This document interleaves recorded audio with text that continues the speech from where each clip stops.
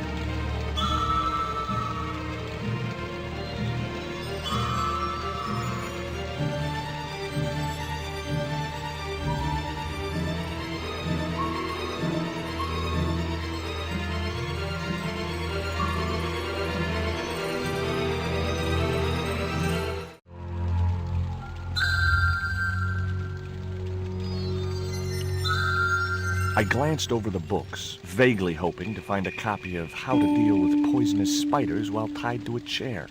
No such luck. But I noticed one corner of the bookcase was supported by a loose block of wood.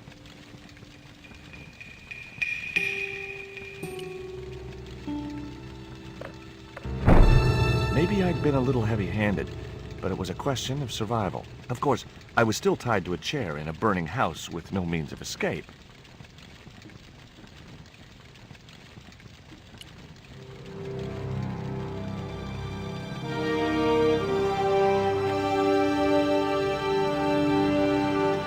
One mighty bound, our hero was free. Now, I had to deal with that fire.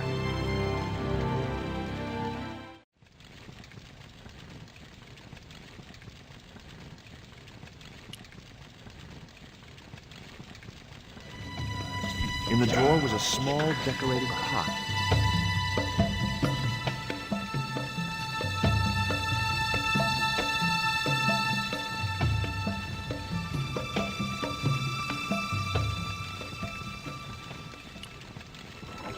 Inside, I found a bottle of tequila. Normally, I didn't drink strong spirits, but today was far from normal. Ew. Disgusting. Not only did the tequila burn like hell, I just managed to stop myself from swallowing the worm.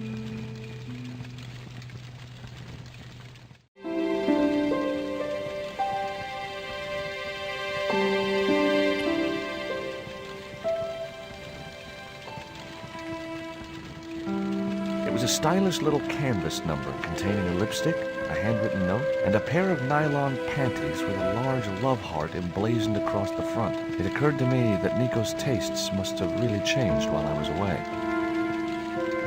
Well, they could be useful.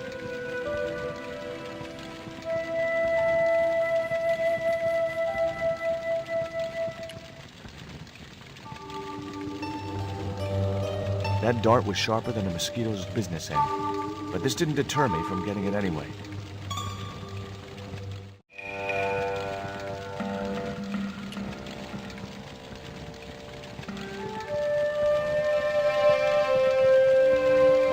There was no pressure in the siphon. I guess it was out of gas.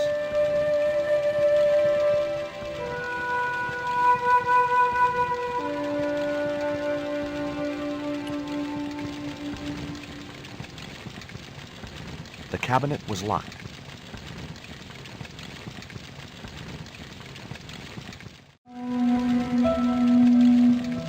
The pot contained a key.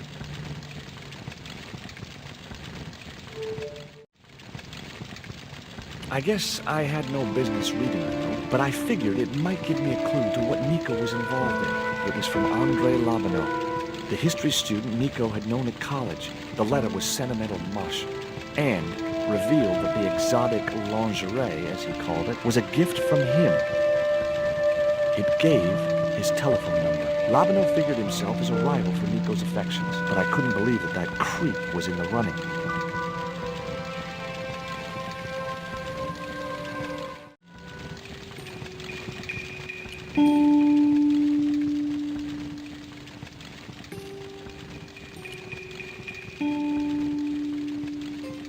There was something short, fleshy, and gross on the carpet. It was the worm from the bottle of tequila.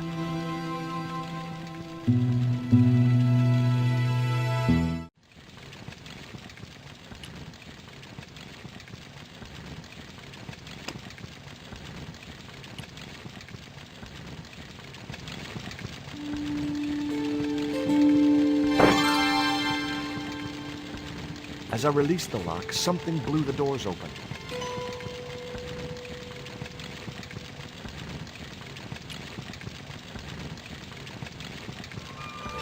That cylinder was hot. I couldn't pick it up with my bare hands.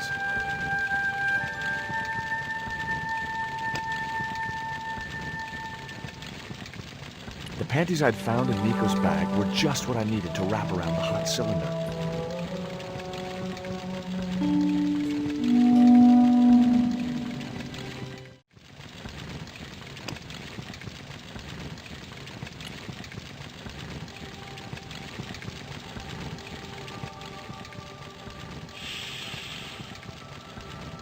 The cylinder gave out a faint hiss as the valve opened.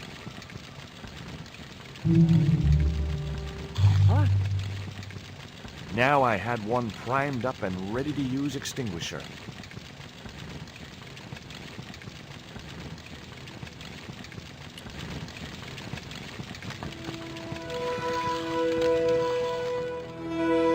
With a well-aimed squirt of his soda fountain, our unshakable hero saved the day. Now it was time to start looking for Nico.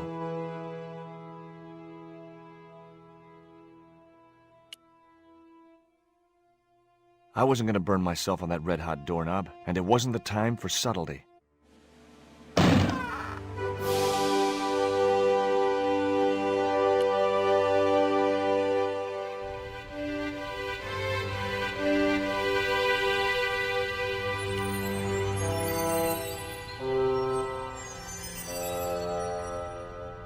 I'd found a piece of newspaper folded in two.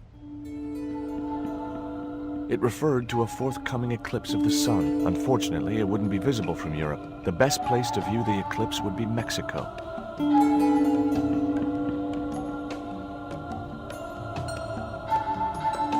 Much as I disliked him, Labanau might be my only hope of finding Nico.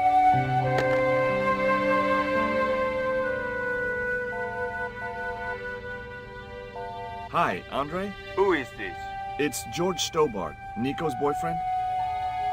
Don't you mean ex-boyfriend? Look, I didn't call you just to pick a fight. I need to talk to you about Nico. Can't you accept she's just not interested in you?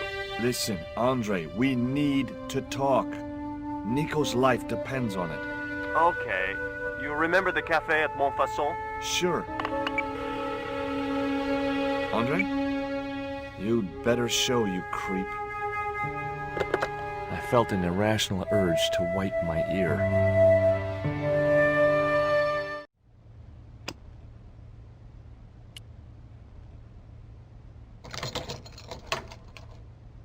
I unlocked the door. I wasn't looking forward to meeting Labanau again, but he was my only link with Nico.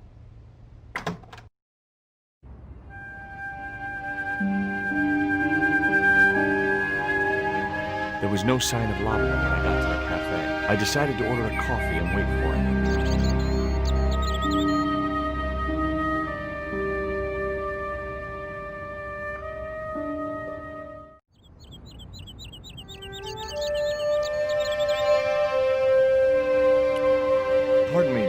don't I know you? Huh? You were here the day I found the catacombs. I was? Ah, yes. I remember you. Yeah. Are you still in the police force? No, not anymore. I'm a man of leisure. And what brings you back to Paris? My girlfriend. What it is to be young and in love. Will you share a bottle of wine with me? Hey, listen, I'd love to, but I need to keep a clear head. So my company isn't good enough for you. Why did you leave the police? I was forced to retire. The golden handshake. Only in my case, it was more copper than gold. How come? I was made a scapegoat to cover up the department's inefficiencies. Have you ever heard of a Professor Oubier? No, monsieur. I don't recall the name. Well, apparently he's an expert on Mayan art and history. A little out of my field of experience, monsieur. If he'd been a serial killer or a sodomite, I might have been able to help.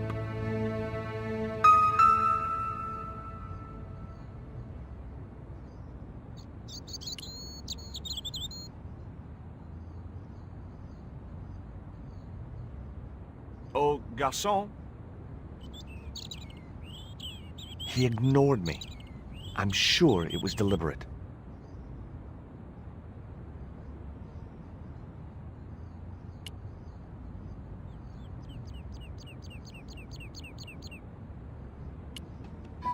What do you make of this dart? I remember a case where the victim was killed with just such a device. The poison acted in seconds, causing his body to swell up like an inflatable life raft.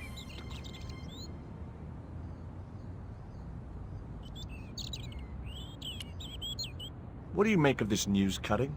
Orphanage supplied fast food chain? No, it's the article above that. Oh! Total eclipse of the sun. Well, that's very dull in comparison. I don't know anything about eclipses. Tell me what you make of this note. From my years of experience, I gained a pretty good insight into handwriting. I'd say that note was written by a compulsive, obsessive type with an Oedipus complex. Hey, you got just about everything apart from the ponytail.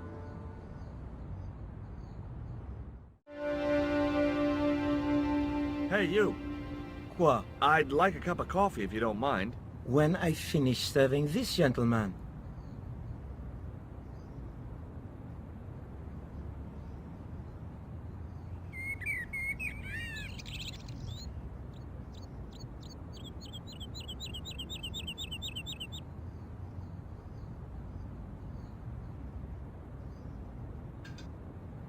Un café.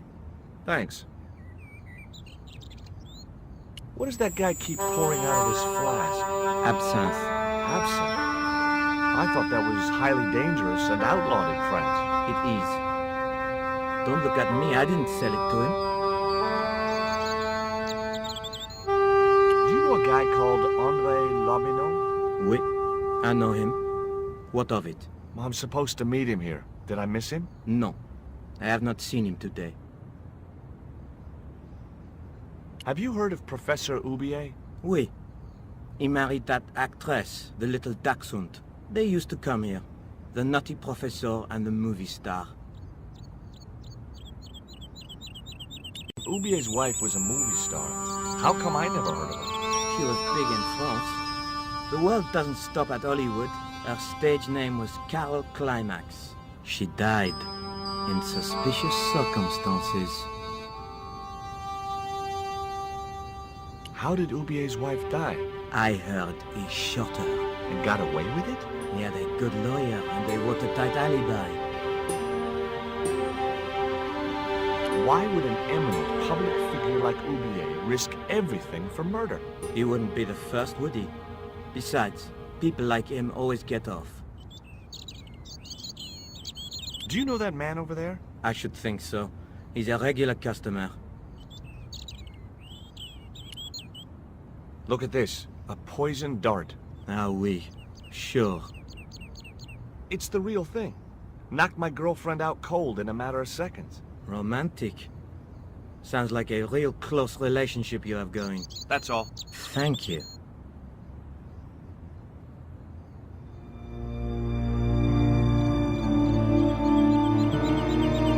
Well, this is a surprise, Georgie.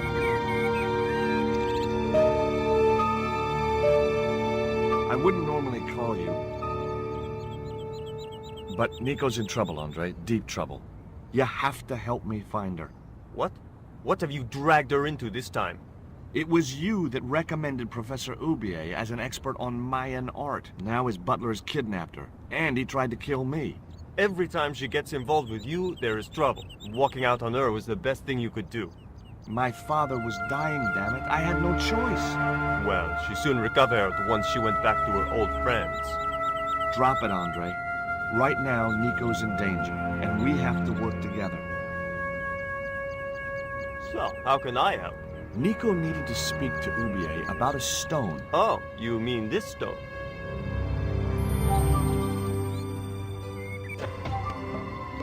So that's what all the trouble's about. Precisely. Nicole told me to guard it with my life. Well, it's worth more than that, surely. Oh, very funny. What's funny is that your life really is on the line. What are you talking about? The stone is a Mayan artifact, dummy, and the guy who kidnapped Nico is from Central America. It was the stone they were after. Oh my god, you mean I could be in danger too?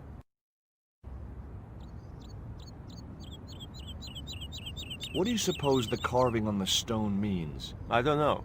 I haven't shown it to anyone. Why don't you just give it to me? I don't want your death on my conscience, George. Where did Nico get the stone? I'm not sure I should tell you. Oh, you should. It was something to do with smuggling. Why didn't Nico take the stone to Oubier? I don't know.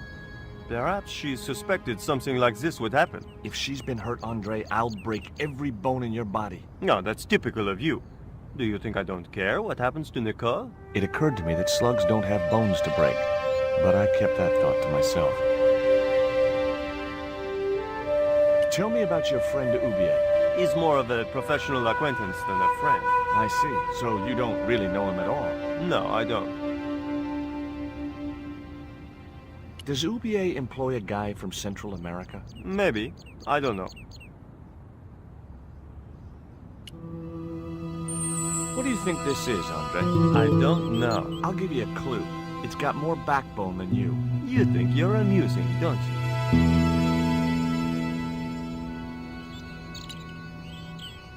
What can you tell me about this pot? South or Central American, I'd say. I have a friend who'd be able to tell you more. Where can I find this guy? He owns a gallery on the left bank. The Glees Gallery. See you later. Goodbye, Georgie.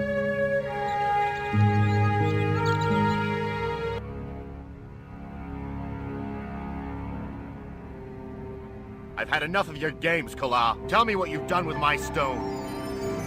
I thought your business was simply smuggling cocaine, Karzak. Why are you so interested in that stone? Either you tell me what I want to know, or Pablo here will make you talk. Okay. Well, I figured someone at the university would be able to help. So I had a word with one of my girlfriends, and she told me her boyfriend was a lecturer. I sent the stone to the Department of Ethnology. You know, I figured it was South American, so... You're not buying this, are you? That's enough! I don't have time to listen to your mindless prattle. We'll leave you to think it over. Come the morning, you'll be ready to talk.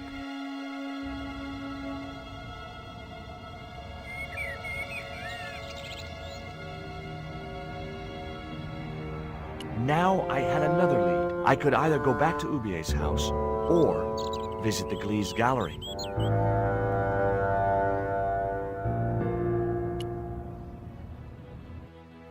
The Glees Gallery had style and class, but very few customers.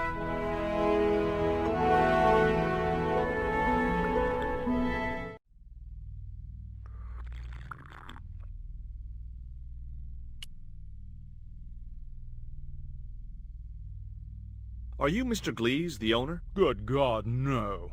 Then I guess that must be him over there, right? Your powers of deductive reasoning astound me. Have you heard of Professor Oubier? Yes, of course. I was at his house earlier. If you're going to drop names, you could at least name one worth dropping. I thought Oubier was a well-respected man. Why, his last book was nothing but pseudo-intellectual claptrap. The demented ramblings of a drug-dependent has-been. What's that you're drinking? I'm not sure, but I have a suspicion it might be urine. Glees can't expect a favorable criticism of his gallery when he serves this muck. Would you give me your opinion on this pot, sir?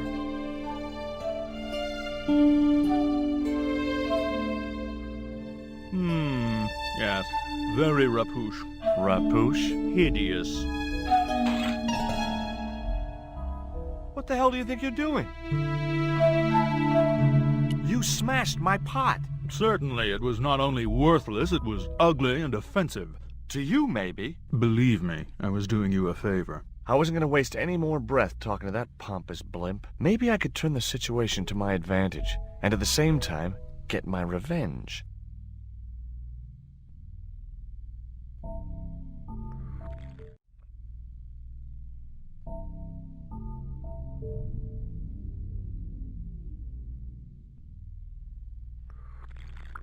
I'd like to ask you a few questions, if you don't mind. Certainly, sir. I'd be most happy to oblige. You're English? These days one prefers to think of oneself as European. Sure. Whatever you say. And how precisely may one assist you, sir? What I really wanted to ask you about was a black stone. A black stone? Yeah, it's a Mayan artifact, about as big as my hand. No, sir. One doesn't get much call for black stones. If it's Mayan artifacts you're interested in, I have some rather exquisite pots. So did I, until that slob smashed it. Have you heard of Professor Oubier? Of course. His name is synonymous with Mayan art. A number of these artifacts were supplied by Oubier himself. Do you believe the story that Oubier murdered his wife? If it was true, who can blame him? She was an opportunist tramp. Well, that's what I heard. Have you seen any of Oubier's wife's films? Only one. Believe me, I was appalled, shocked, disgusted, and repulsed. Well, you sure got your money's worth. Last time I went to the movies, I wasn't even titillated. I suppose you have an import license for these relics? Of course. But that's not my problem, sir. The professor arranges all the shipping. We simply collect the items from the docks. Could you tell me which docks Professor Oubier uses to import the artifacts? Good God, no. I can't possibly reveal my commercial secrets. Do you get many Central American Indians in here? No, sir. This is Paris. Central America is several thousand kilometers southwest of here. Straight across the Atlantic Ocean and turn left. You can't miss it. Well, as it happens, I saw some Central American Indians this very morning. Tourists, sir. Paris is full of them at this time of year. There is a gentleman over there who seems to be enjoying your wine. I can't think why. It was very cheap. I found this news story referring to a total eclipse of the sun. Really, sir? Well, fascinating.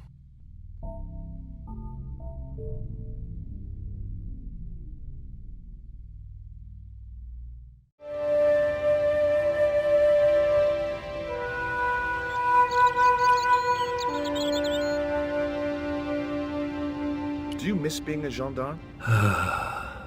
Yes, of course I do. When I wore that uniform, I commanded respect. Not anymore.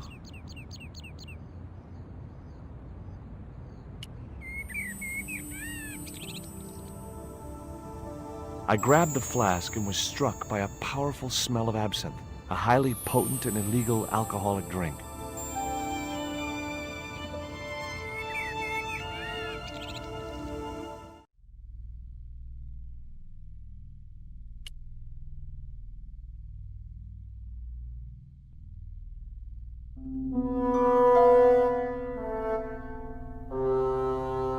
I splashed a little absinthe into the glass and hoped he wouldn't notice the change of color.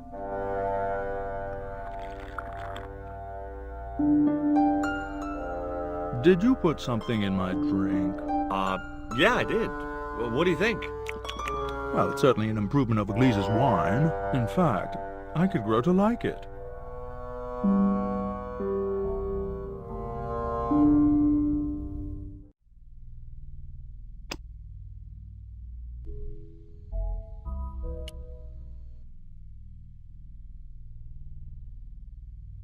Allow me.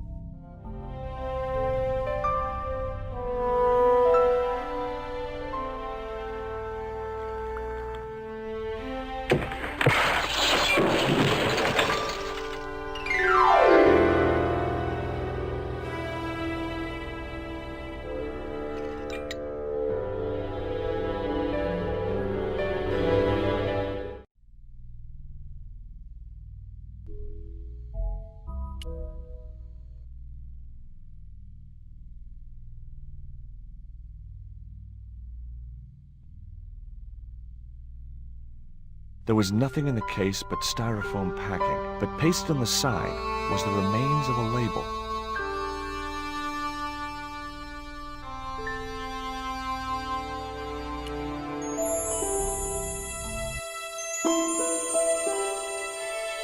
Underneath the logo of a flying bird were the words Condor Transglobal Mars. The rest of the label was missing.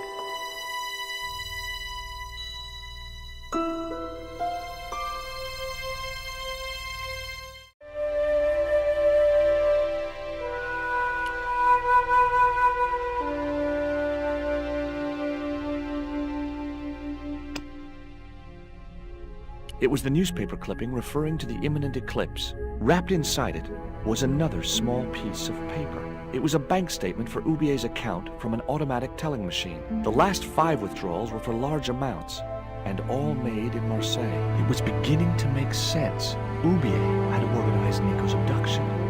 Oubier withdrew money from Marseille. Oubier was connected with Transglobal, who shipped their goods from a warehouse in Marseille. That's how the torn Transglobal label had once read. Marseille, not Mars. It wasn't much of a lead, but it was all I had. I set off immediately to catch the evening train.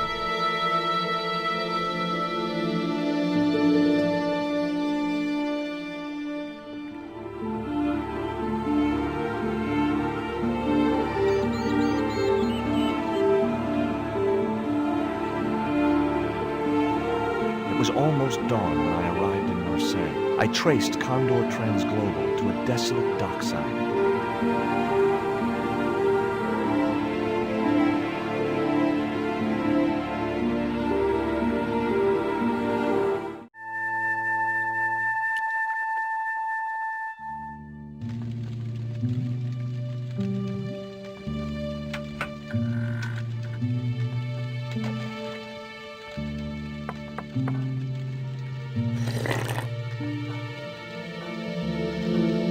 Hi, good morning. Do you know what time it is? No, I don't wear a watch. As my dad used to say, I'm not into time, man. Well, you're too early. What time is it anyhow? The big hand's on the floor. Why aren't you in bed? I can explain everything. Never mind, I ain't that interested. What time do you open the gates? 7. Do you mind if I hang out here till the docks open? Please yourself, but you'll have a long wait. It's Sunday, and tomorrow is the start of the national holiday. Everything is closed for a month. Well, wouldn't you just know it? Does that dog belong to you? Nah, he comes with the job. I just feed him every now and then. More then than now, I'd say. What's the dog's name? 20. It's unusual for a dog. It's his registration number. Security dog number 20. That animal doesn't seem too hot for a guard dog. No? You haven't seen him in action. Doesn't look like he has the energy to wag his tail. Just like my wife. She's like a slug in a coma until she's annoyed. Then, she's like a tiger with a rat up its ass. Sweet.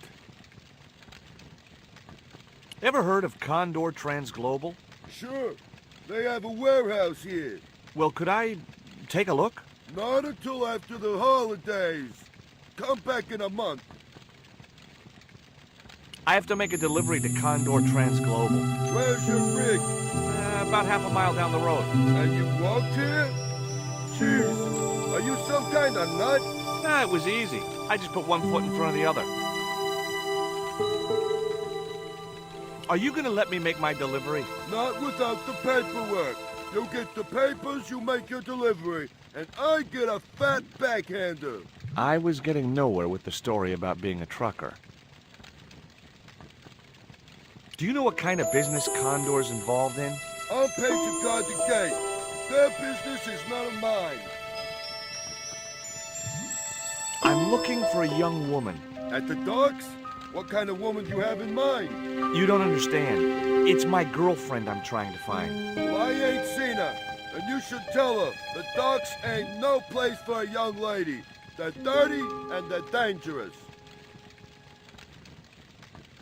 I'm certain my girlfriend was brought here when she was abducted. What? Your girl was kidnapped? Yeah. Struck down by an Indian with a poisoned dart. A poison dart, huh? I could tell he didn't believe me. What's cooking? Beans. You know a man can live on nothing but beans. Not this one. Don't you ever get tired of eating beans? Sure I do.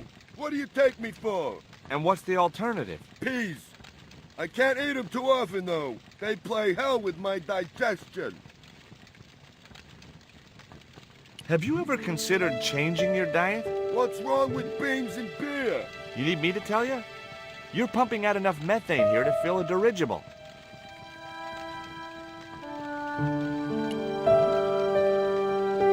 This is the dart that the Indian shot at my girlfriend.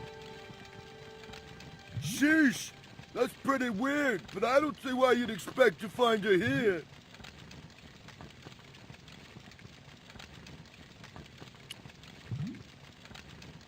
Take a look at this letter. That's sick. Did you write it? Oh, no. No, it's a letter from my girlfriend's admirer. If I was you, I'd smack him in the mouth. Well, that's not my style, but thanks for the advice. I gotta go now, but I'll be back. Can't wait.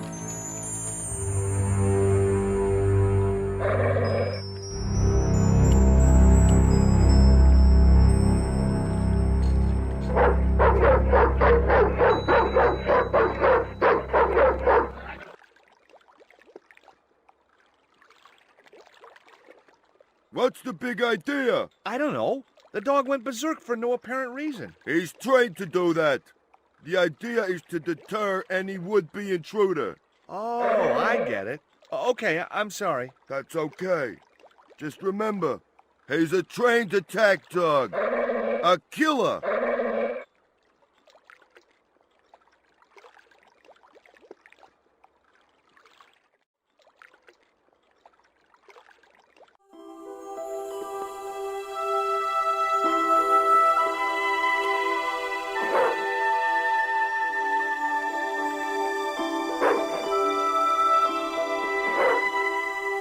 The stick had a hook on one end.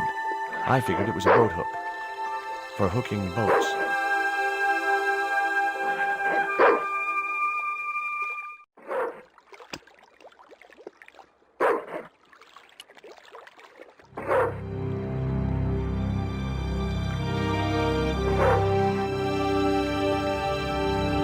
I just knew that boat hook would be useful for something. As for the bottle, even if I couldn't find a use for it, I'd cleaned up the dock a little.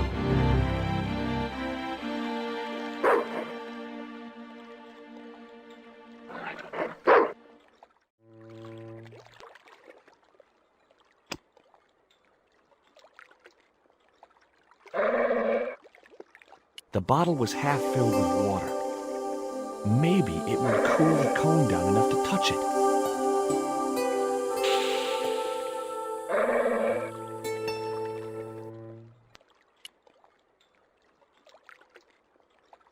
Now I could see into the pipe which formed the chimney.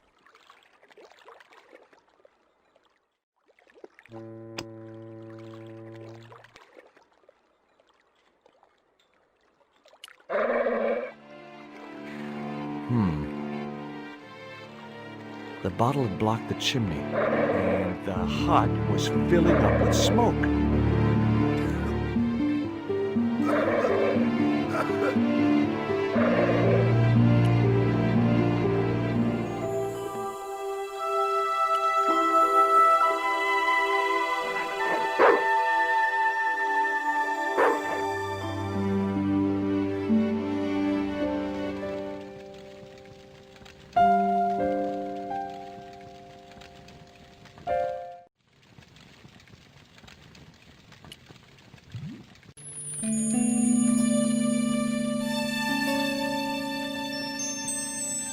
The packet was full of dog biscuits.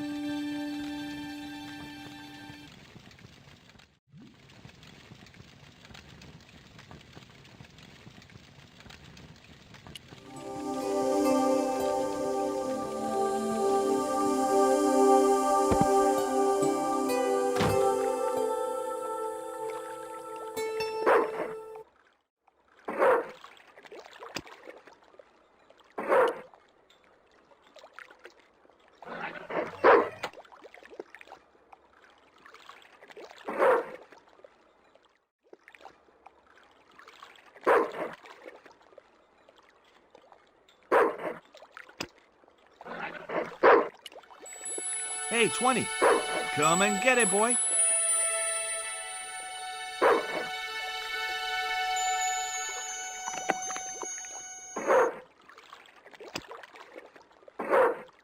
I felt a slight twinge of conscience as I prepared to give the dog a dunking. It soon passed.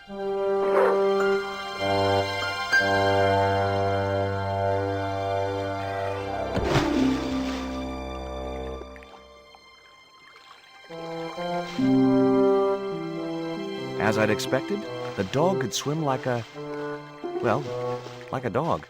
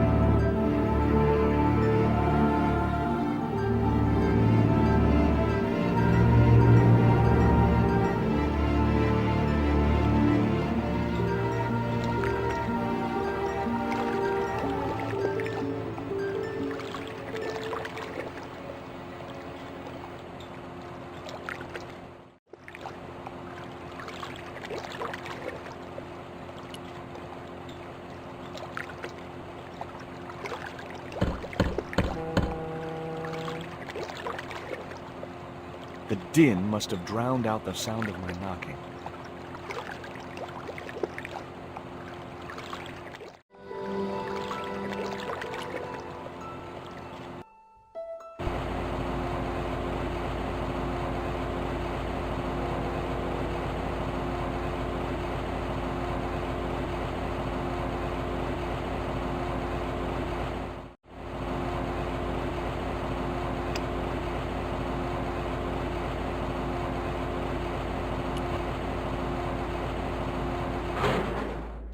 That did the trick. The fan clunked and shorted out as its blades were mashed by the boat hook.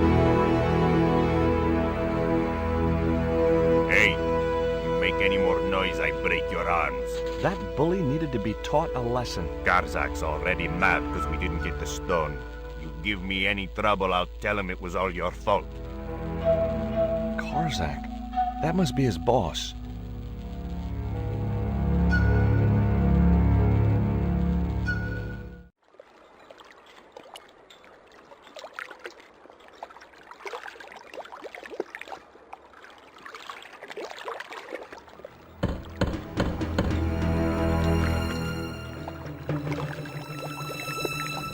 Who is it? Pizza delivery? I didn't order pizza. No? This is the Condor Transglobal Shipping Company, isn't it? I don't like pizza. Oh, come on. Everyone likes pizza. Maybe he was allergic to mozzarella.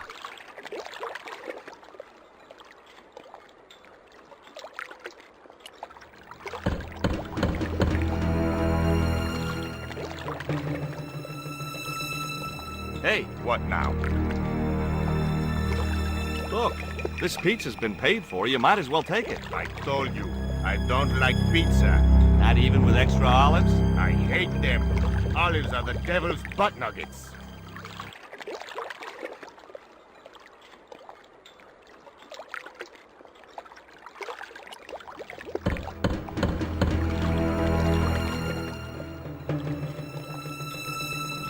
If you know what's good for you, you'll open this door. What if I don't? I'll kick your head in. Okay, I'll come out, you creep.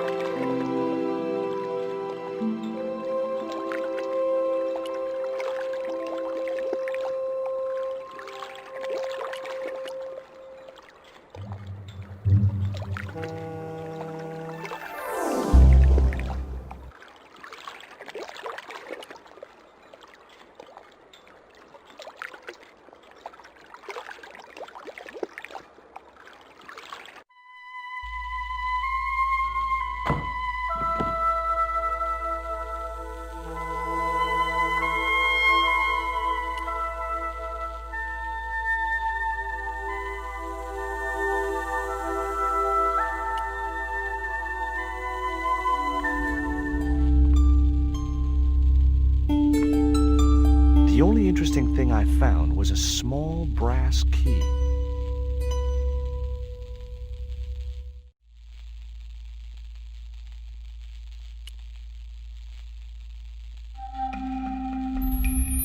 Among the paperwork which adorned the notice board was something which caught my eye. It was a delivery note from Condor Transglobal, and the address was Coromante City.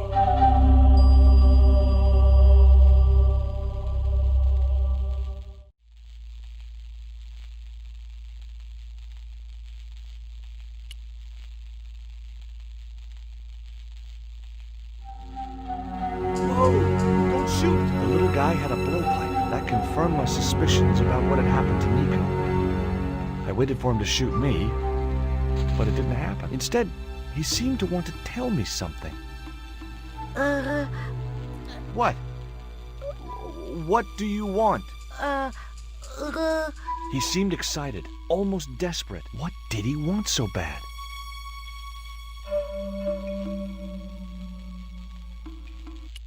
Hi.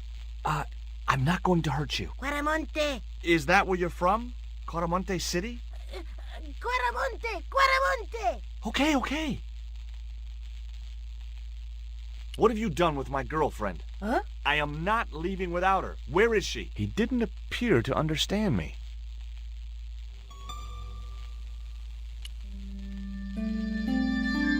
What does this key unlock? Huh?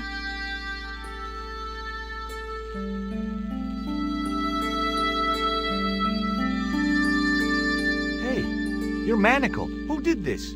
That big thug? I'm gonna set you free, okay?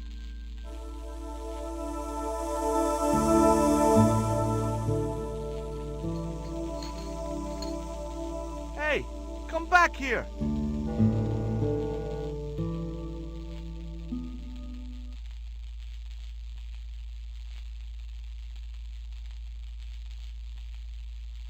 The little guy had gone to ground amongst the stack of crates.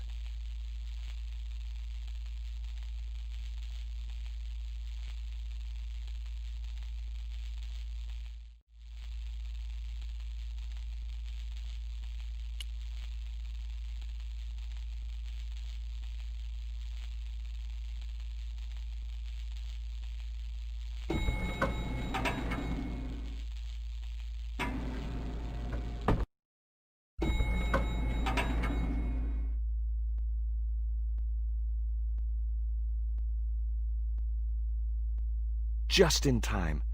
Interrupting the beam of light kept the doors from closing and stopped anyone from using the elevator.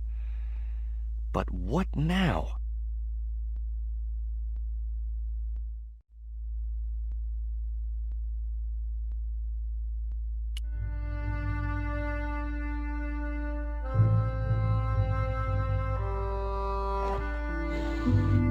There.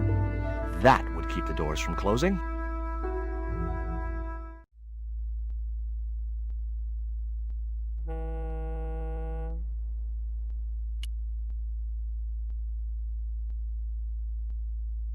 A sturdy beam was jammed across the doors. These doors were not going to open.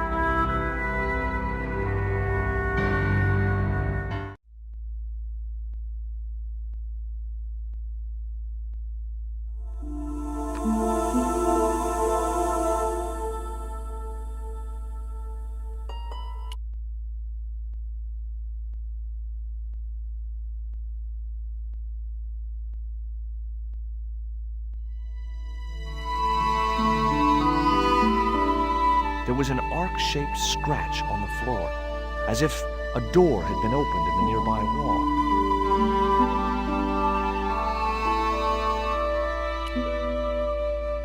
My fingers traced the outline of a secret door in the wall. Then I found a small round stud, which was set flush to the surrounding wooden paneling. Just as I'd hoped, a secret room.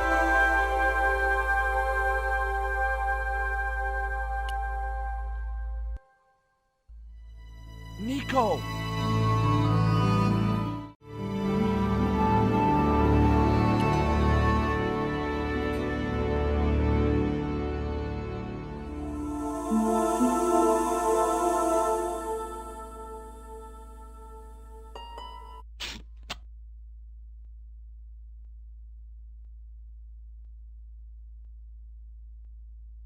There, how are you feeling? Oh, thanks, Georges. How on earth did you find me? I knew Oubier had been in Marseille. But never mind about me. How about you tell me exactly what's going on, starting with that Mayan stone? I picked it up from one of Carzak's men in Paris. I was expecting a consignment of narcotics. Drugs? Yes. The proof I needed to expose Carzak's smuggling operation. I'd set it up to act as his courier, and once I had the proof, I planned to go straight to Inspector Mou. But instead of the dope I'd expected, they sent me that stone instead.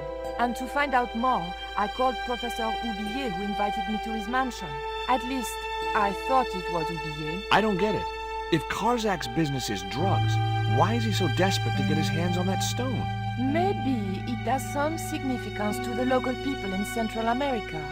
It could be Karzak's means of getting them to work for him. Anyway, we've got to get out of here. Nico, wait!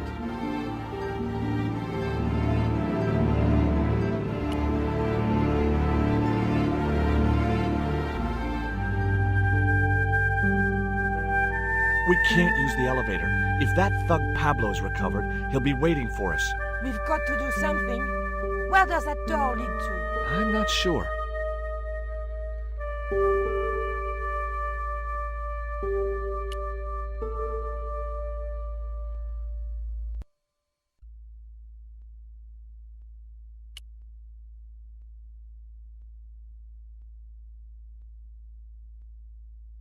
I decided to keep the masking tape.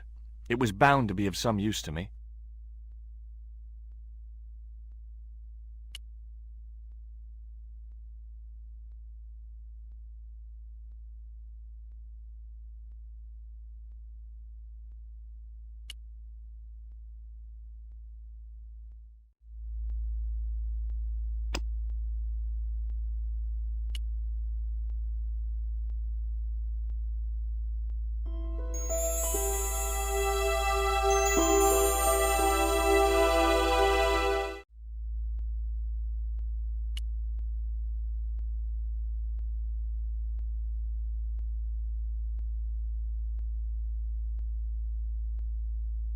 Okay. Tell me what you know about Condor. Condor Transglobal exports Aztec and Mayan relics from Central America to Europe. But that's just a cover for the real business. Drug smuggling. What proof do you have? Nothing yet. Do you know where Condor is based? In Central America.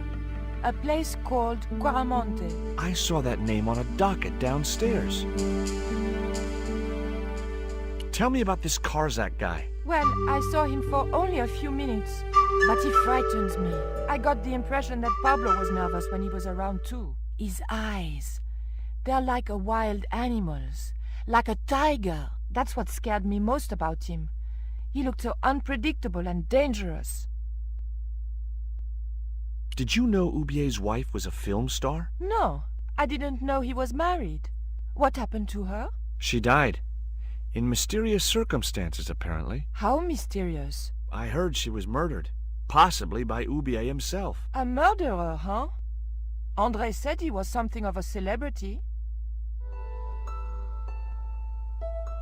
Did that Indian guy mistreat you? If you forget about the abduction, verbal threats, and bondage, no.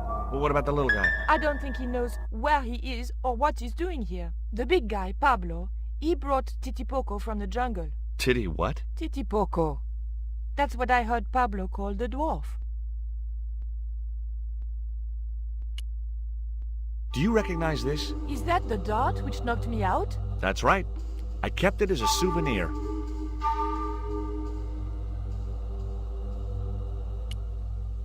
Have you any idea who this little statue is supposed to be? I'm not very well acquainted with Mayan deities, George. But whatever his name, he sure is ugly.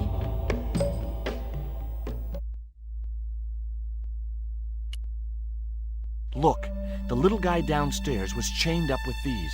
That must have been Pablo's doing. I don't blame him, though. That little guy is dangerous. You're still sore about that poison dart? Of course I'm sore.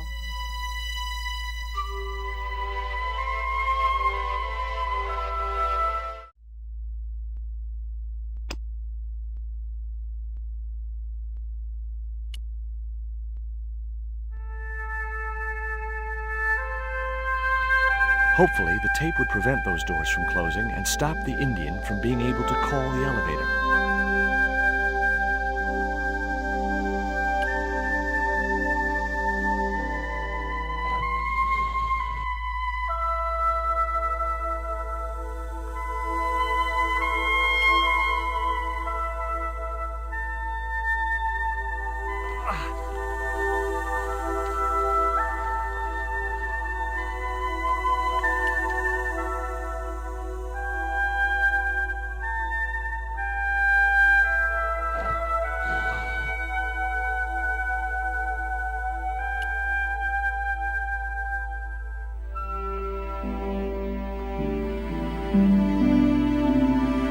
Rose about 6 inches off the floor, and I said a silent prayer to whoever had discovered the power of hydraulics. What on earth are you doing?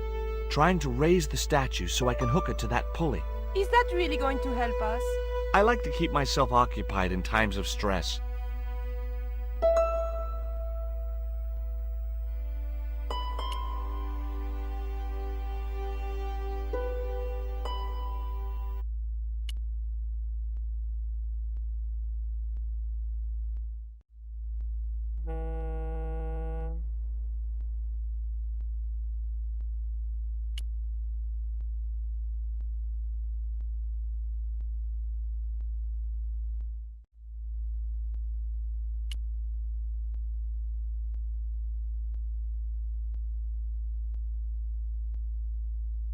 Could you give me a hand to push this statue? What for? This, my dear, is our passport to freedom. If you say so, dear.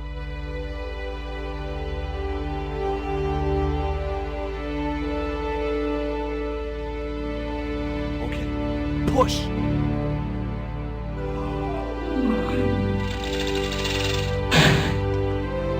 Great teamwork. Nice to be working with you again, Mr. Stobart.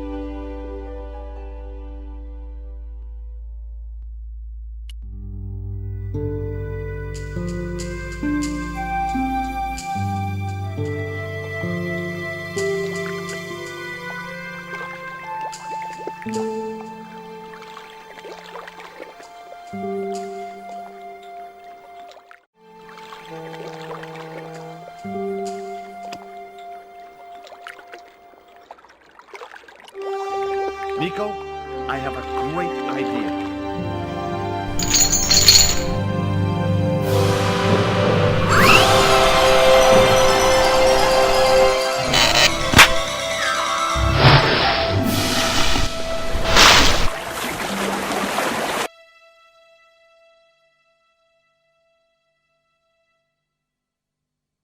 George, where have you been? Never mind that. Do you have the Mayan stone? Maybe I have, but, Don't argue, Andre. Give the stone to George. well, of course. If you say so, Nicole. Thank you so much, Andre. George, he told me you'd been kidnapped, my dear. I'm glad to see he was mistaken. Oh, but it was true. If it hadn't been for George, I wouldn't be here now. It's not finished yet. Karzak's thugs will be back for that stone, you can bet. The best lead that we have is Coromonte City. Coromonte is in Central America. That's where Ubier gets his artifacts. That's all we needed to know.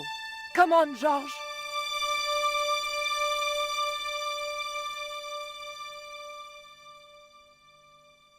Quaramonte, the traveler's rear entrance to Central America. Well, that's how it was translated in the brochure. We didn't know what we were looking for, but the offices of Condor Trans Global seemed a good place to start.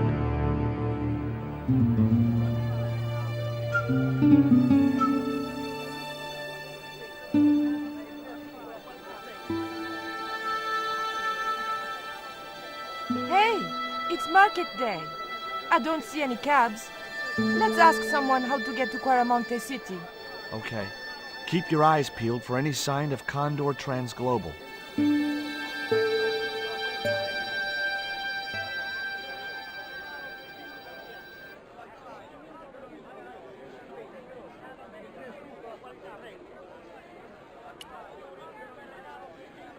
Hi. You wanna buy something? No, not really. I got cabbages. Buy a cabbage, senor. I don't think so. I didn't come all this way to buy vegetables. Listen, have you heard of Condor Trans Global? No. Buy a cabbage. I'll give you a discount on bulk purchases. I'm not into cabbages. Have you ever seen anything like this before? Aye, Tezcatlipoca. Put it away, senor. Tezcatlipoca brings nothing but evil. The poor guy was so freaked, he didn't even mention his cabbages. See ya.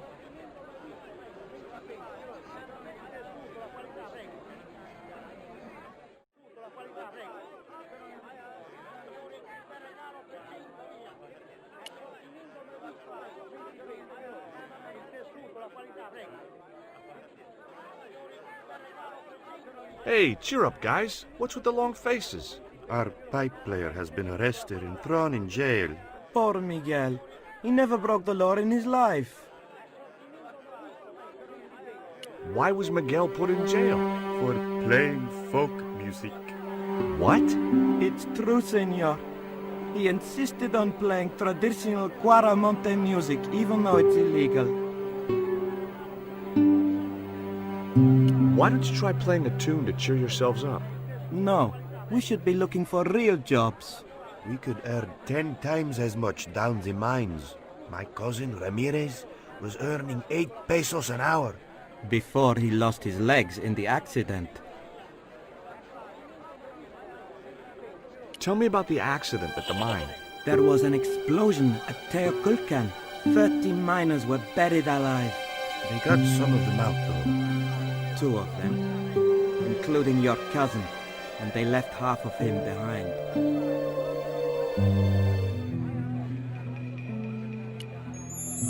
Take a look at the design on this label. I have seen that before. Where? There was a ship flying a flag just like that. When did you see this ship? 3 months ago. It was here, at the docks. What was the ship with the Condor flag carrying? I don't know, senor. We weren't allowed near the docks. That's right. Usually we meet the ships when they tie up. We play to the tourists. Well, when the Condor ship came in, we were told to go away. Do you guys know anything about a total eclipse? What is it? It's like when the sun is hidden by the moon. He's crazy. My cousin Alfredo swears he saw it happen once. But that was after he stupidly consumed a cocktail of peyote and antibiotics.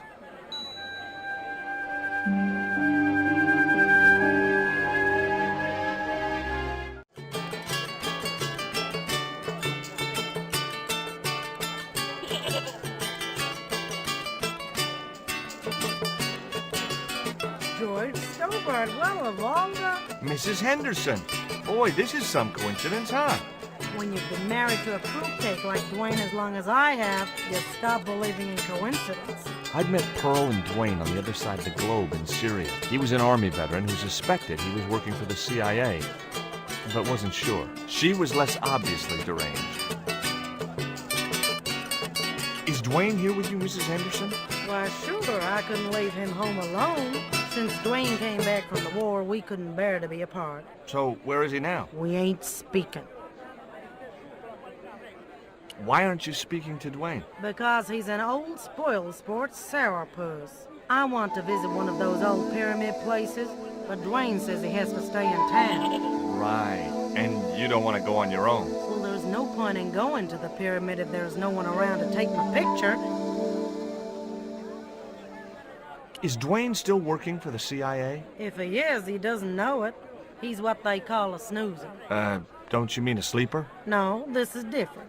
He used to think he worked for them, but the psychotherapy cured him of that. What he doesn't realize is that now he really does work for them. At least that's the way I understood it.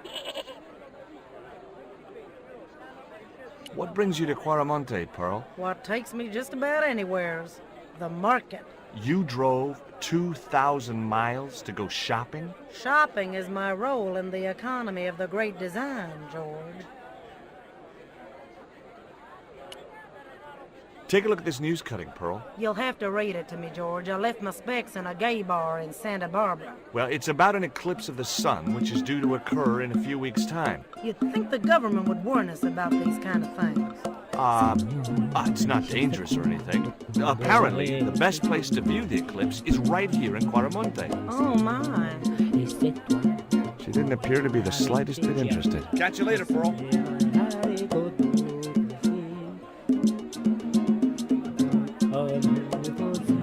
Hey, Nico!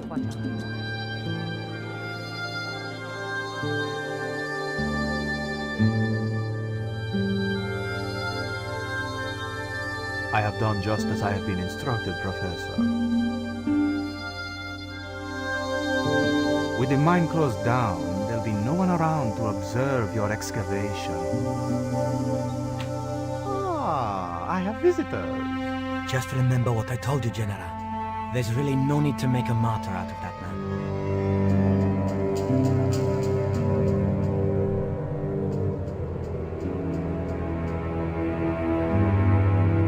I'm sorry to keep you waiting, Senor. Welcome to Quaramonte. Thanks.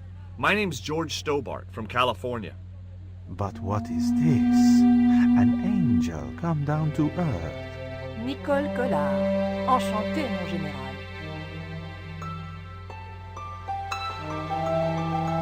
Pardon me, senorita, but I couldn't help myself. Look, we'd like to ask you a few questions. You've come to the right place, senor. Tourist information. General Graciento, at your service.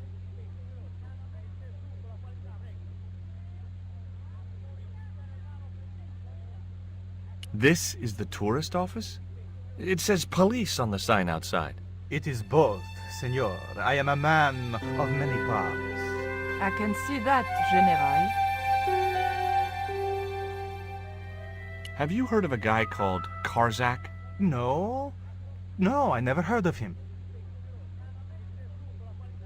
I hear there was an accident at the mine a few months ago. That's correct. A lot of men killed, weren't there? A few. 30? Barely 1% of the working population.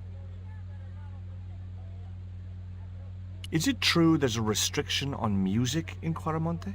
Yes, there is. An emergency measure introduced by Nuestra Senora. Folk music is a link with the past for some of these people. Take away their musical roots and what do they got left? Easy listening.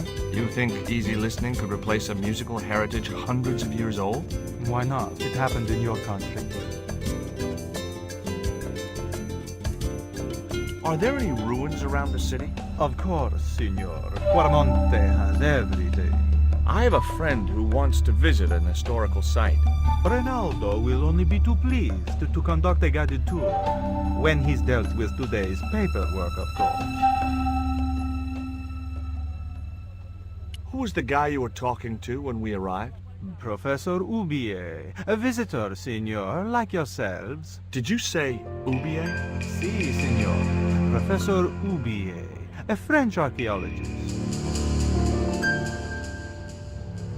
What's Ubier doing in Quarmonte? Researching our rich and glorious past, Signor. The professor is planning an expedition to some Mayan ruins. He came to see me to get an excavation permit.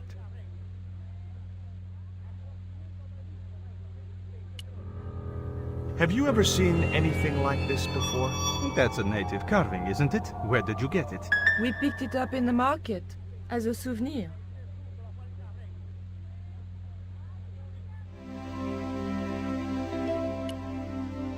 Take a look at this label. Si, Signor. Condor Transglobal. Can you tell me where to find their offices? No, Signor. I never heard of them, and neither did Ronaldo. Are you sure you never heard of Condor? Oh, yes. The company is registered here in Quarmonte City. You are mistaken, Signorita. The musicians out in the square say that a ship flying the Condor flag was birthed here. They are simple peasants. They will go along with anything you say in the hopes of parting you from your money. Condor is run by Karzak, isn't it? Wrong again, Signor.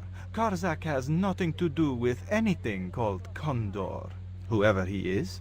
Do you keep a record of companies registered in Quarmonte? Of course, Signorita. Unfortunately, all the records were destroyed by a flash flood. Do you know anything about the forthcoming eclipse, General? Such things do not interest me, Signor. I'll be back.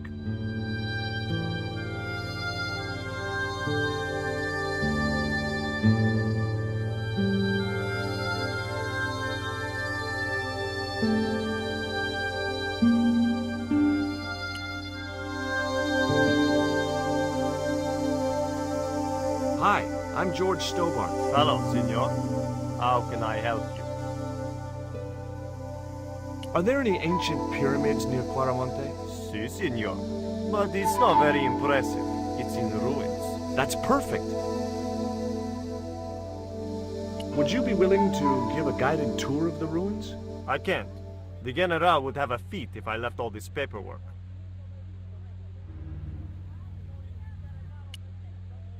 You know anything about this eclipse? No, senor. El General keeps me in the dark about most things. So long.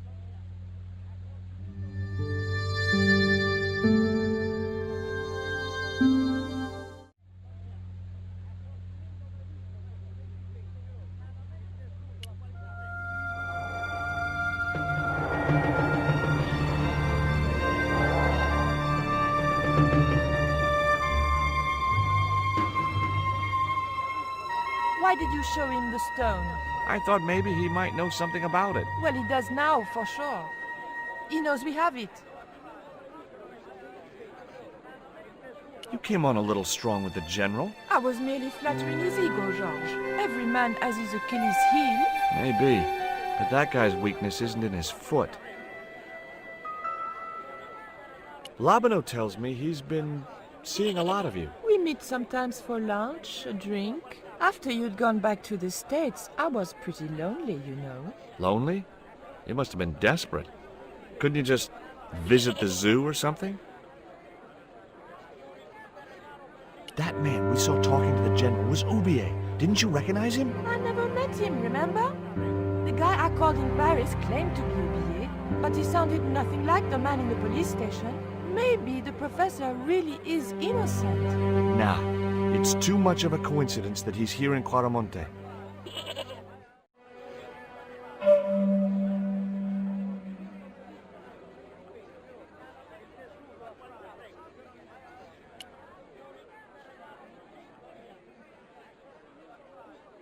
Professor Oubier? Yes? Who are you? My name is Stobart. George Stobart. I thought that face was familiar. Remember me, George? Dwayne Henderson. Hi, Dwayne. Just a moment. I have a few questions to ask the professor here. Does the name Karzak mean anything to you? Yes, I know him.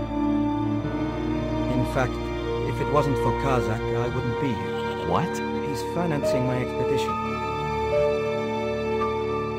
Tell me about your wife, Professor. Please, I don't want to talk about her.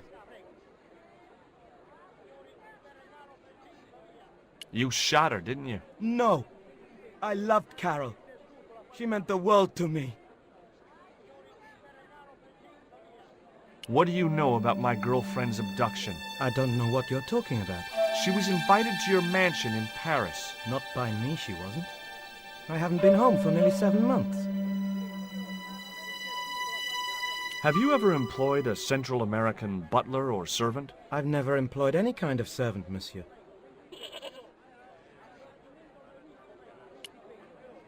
Can you identify this statue, Professor? Oh, yes. Tezcatlipoca, the Lord of Darkness. A Central American god, right? A supreme deity. Tezcatlipoca means, literally, smoking mirror. There. You see the mirror shield in his left hand? The Mayans believed he could look into the mirror and see into the hearts of men. He was the wind which came howling in the night in search of victims, and victims they gave him by the thousand. Human sacrifices? Men, women, children, animals, anything that bled. The steps of his temple ran red with the blood of sacrifices. The Mayans have a legend that says he'll return one day. I hope I'm not around to see it. Do you see this label? Yes. It refers to a company named Condor. What of it? I traced that company here to Quaramonte. Do you know where I can find the offices of Condor Transglobal? The company no longer exists. They went bankrupt recently. I have proof that you are directly involved with Condor. I used them as shippers to transport artifacts to a gallery in Paris. Beyond that, I have no connection with the company, which, as I said, no longer exists. Do you know anything about this eclipse, Professor? Of course. It's not the reason I'm here in Quaramonte, but I'm looking forward to seeing it all the same. What's your interest in the eclipse, Professor? Oh, it's purely a layman's curiosity. History's my subject, not astronomy. But I've been fascinated by the movements of the heavenly bodies since I was a child. I wouldn't miss a total eclipse for the world. Does the eclipse have some special significance for you? For me? No. For the ancient Mayans, it marked the end of the Fifth Age. Perhaps we should be celebrating. Ah, no. The end of each age heralds destruction on a global scale. The fifth is the final age, ending in the total destruction of the Earth. Take a look at this, Professor. What have you got to say about that? Where did you get this? Never mind that. How do you explain these withdrawals? I left my financial affairs in the hands of my secretary. Including the withdrawal of funds in cash from your personal account? I trust Gwyneth implicitly. And why Marseille? Why the very place my girlfriend was taken? That's obvious, Stobart. We are both the victims of the same devious plot. What plot? I have no idea.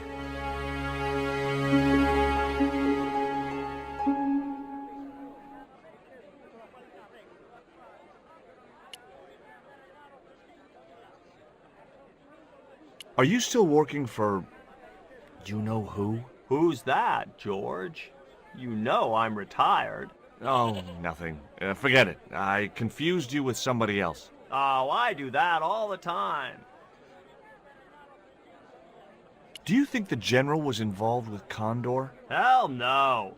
And if he's a general, I'm a Buddhist. No, that fella's just a mouthpiece for the real power in Quaramonte.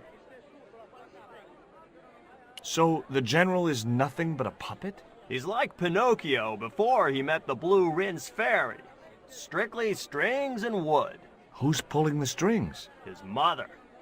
Better known as La Presidenta, the dictator. Did you know that traditional music is illegal in Caramonte? Is that so? Seems reasonable to me. No, really. The leader of the band in the square has been in prison just because of the music he played. I don't know who you've been talking to, but that fella, Miguel, he's an agitator. What's the real reason the musician was in prison? Handed out subversive literature at the mines.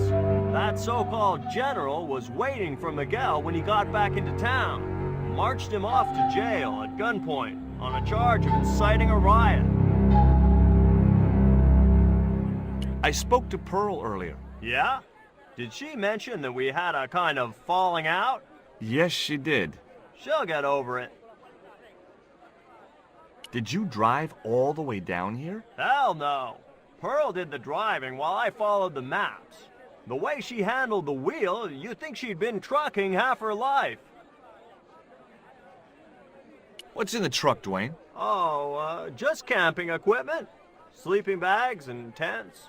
Me and Pearl always hankered after a taste of the great outdoors. Aren't you worried about camping out in a tropical jungle? We had a trial run in West Virginia. This'll be a breeze in comparison.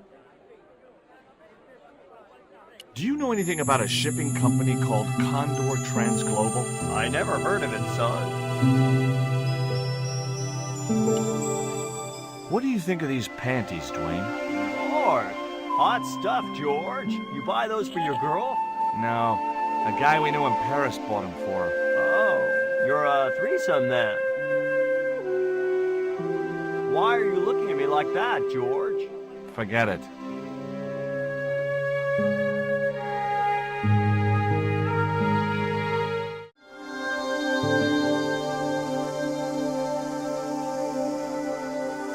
Hey, Nico!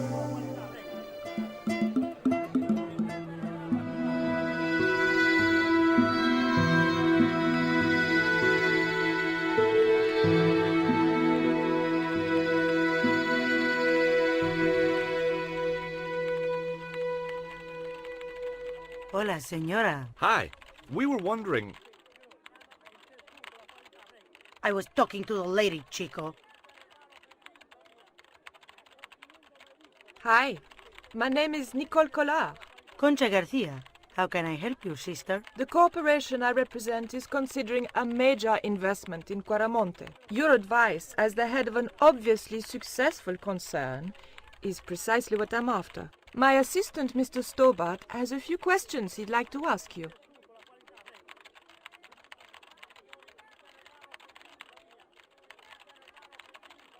Can you tell me about the accident at the mine? Accident? It was sabotage. Somebody wanted my mine closed down for good. Do you have any evidence that the mine was sabotaged? Not yet, but I'll get to the bottom of it. There'd been trouble at that mine for several months. The workforce was getting smaller every day. Someone had started a rumor among the men that the mine was cursed. Now the entire operation has been closed down. Where's the site of the mine? Several days upriver at a remote area known as Teoculcan. Do you know Professor Ubier? Yes. I understand he is about to embark on an archaeological expedition. He hired some equipment from me earlier today. I overheard him talking to the general. I think they're working together. What? If I'd known that, I wouldn't have hired out the equipment. Now, why would the general be interested in an archaeologist?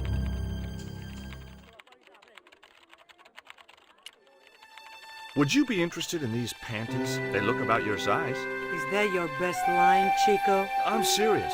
They were an unwanted gift. Put them away before you get overexcited.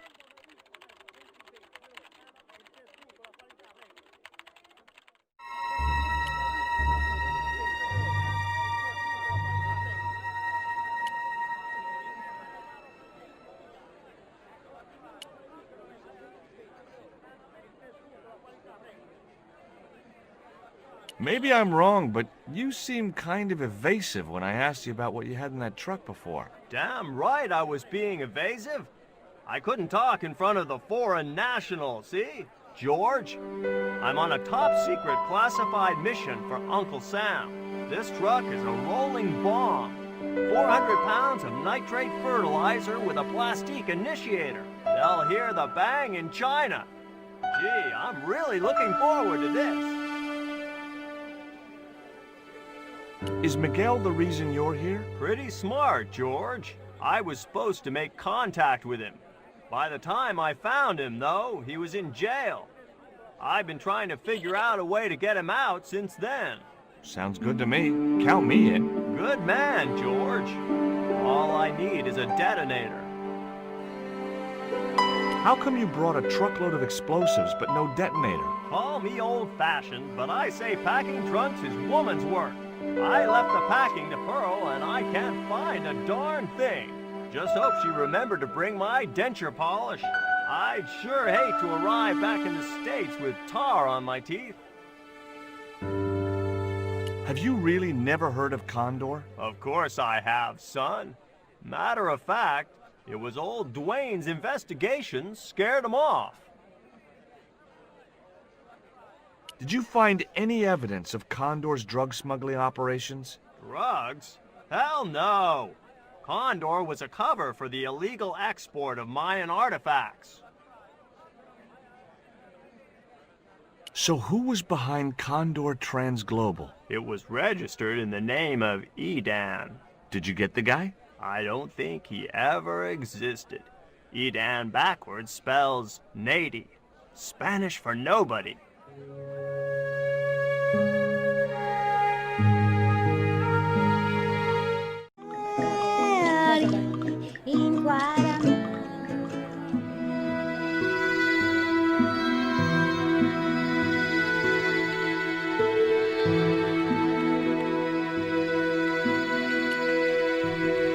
Do you have any kind of detonating device in stock? Sure. They're kept in that cupboard. I don't suppose you have one spare? I can't simply give you a device like that, no without a damn good reason.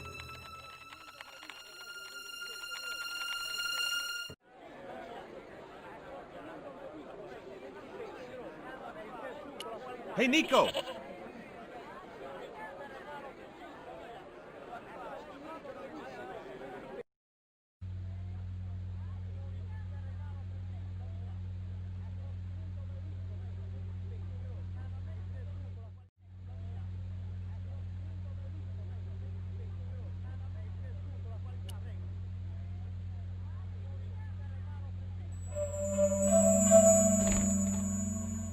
Senor.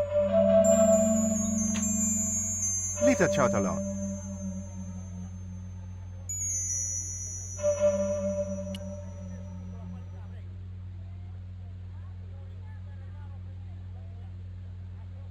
Do you have a map of Quaramonte? A map? I'm sorry, senor, but I don't. What about the one on the wall? Ah, that is an archaeological survey map, senor. Not suitable for tourists. I'll be back.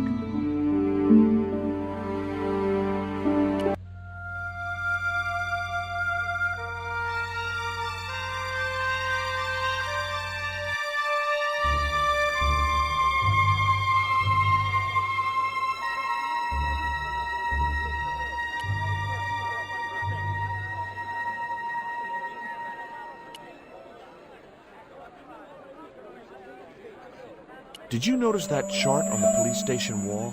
Yes, it looked like a map to me, but I couldn't make out the details. Whatever it was, the general didn't want us to see it.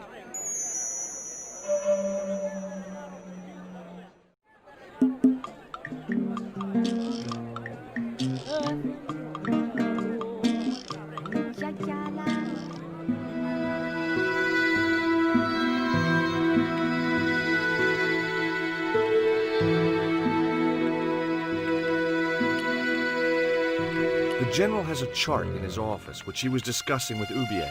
Perhaps that chart will tell us where they're heading. Maybe, but I can't get anywhere near it while the general and his sidekick are there.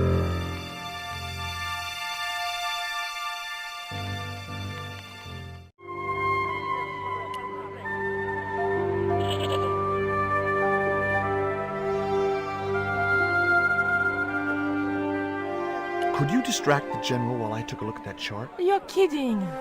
Did you see the way he was leering at me? Yeah. You'd make a great snake charmer. Come on. 5 minutes is all I need. Well, maybe. But it's your harebrained scheme. You do the talking.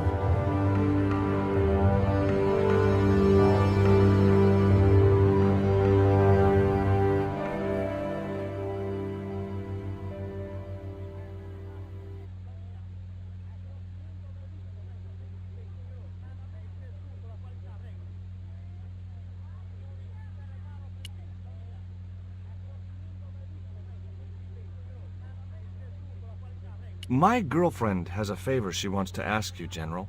For you, my dear, anything.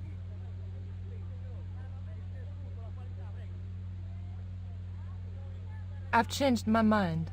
Oh, no, you haven't. She's embarrassed about asking you for an interview, General. An interview with me? Fabuloso! Well, I want to write a story about you. You hear that, Ronaldo? An exclusive glossy spread about your beloved General.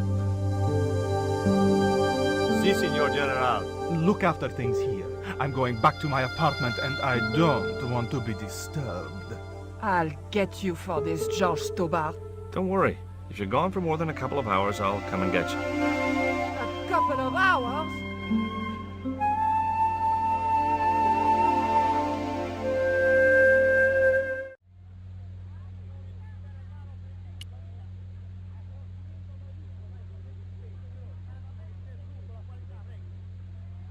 Would you take my friend to the ruins now the General's gone? I'd be honored, Senor. Thanks. I'll go get her.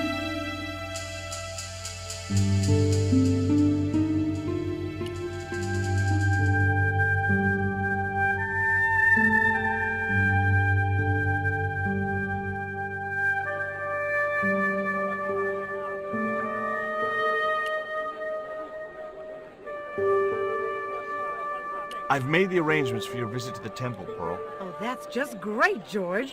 Why don't you come too, honey? I'd love to, but right now I have to save the world.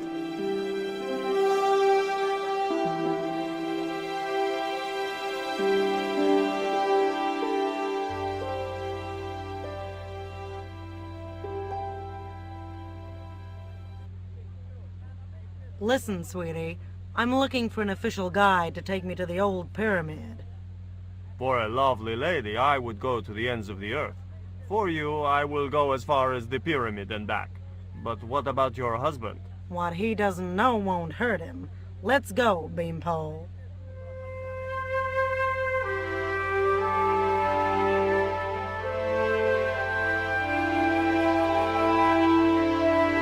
As Pearl and Ronaldo set out for the ruined pyramid, I prepared to search the police station.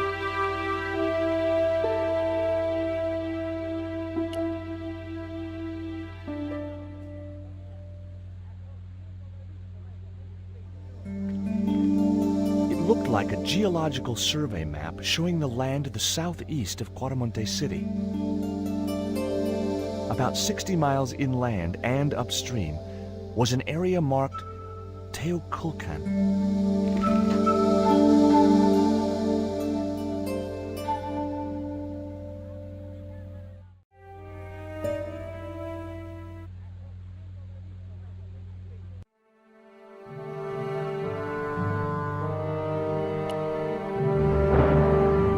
I'm George Stobart. You're Miguel the musician, aren't you? Ex-musician, senor. My career is finished.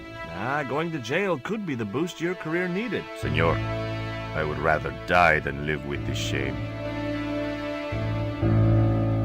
Have you heard of a guy called Karzak? Yes. The old man spoke of him. The foreigner? Professor Ubier? That's right. This man Karzak is Ubier's boss. Why is that noose hanging from the bars? Ronaldo strung it up, for me to hang myself. Don't cry for me, Senor Stobart. When I am dead, the goddess will take my soul to rest in paradise.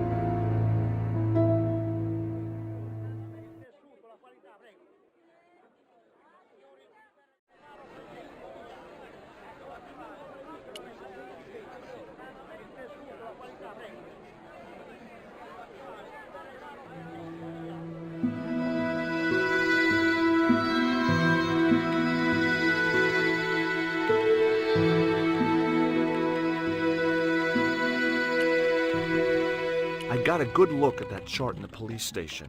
It's a map of Cormonte. Does it tell us where Ubier is heading? Yeah, a place called Teoculcan. That's the site of the mine. I wonder why they're being so secretive about Ubier's plans. One thing's for sure. If the general's involved, they're up to no good. I'd like to talk to that musician Miguel. Take the detonator and get him out of that jail.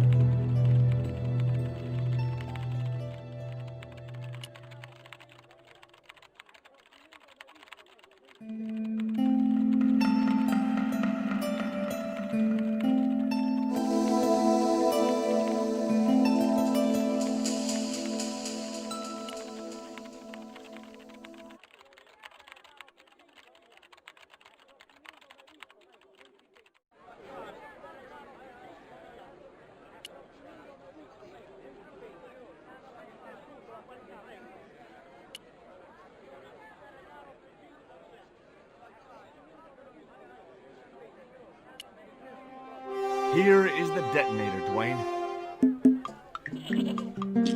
Keep your voice down, George. You want everyone to know. You best go and warn Miguel that the U.S. cavalry's on the way. Okay.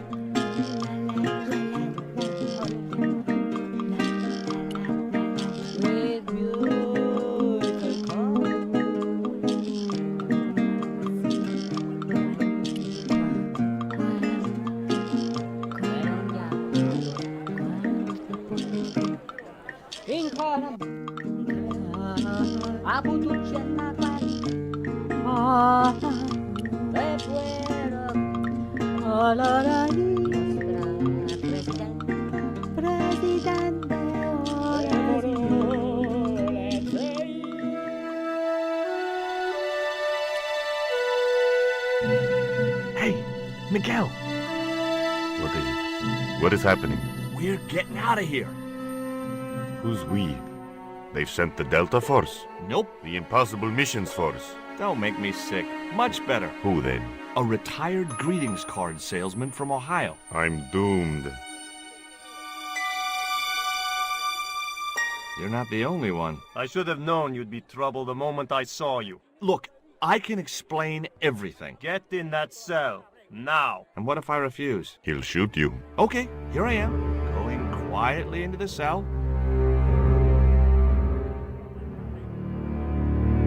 Very wise, not Americano scum. One of the reasons I hate guns so much is the way they make people so damned impolite.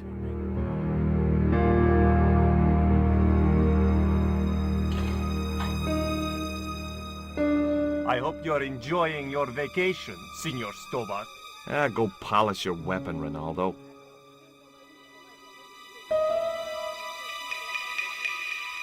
This was part of your plan, right? Well, in a manner of speaking, no. I was all out of ideas. It was up to Nico now. So, here we are. You've changed. I thought I would slip into something more comfortable. The stench of cheap cologne rolled over me like tear gas. So, what do you want to know about me? Ask and I will answer. I will deny you nothing.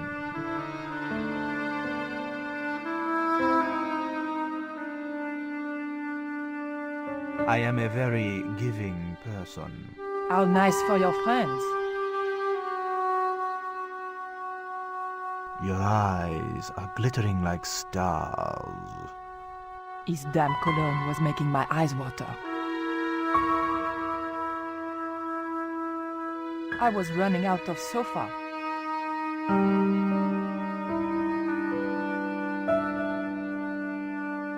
As spirited as you are beautiful, I admire that. As long as he admired it from afar.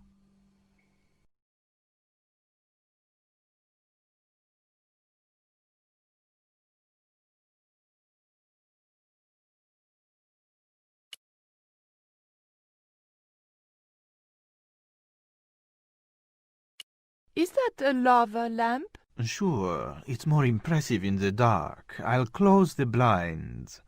No, don't do that. Not on such a beautiful day.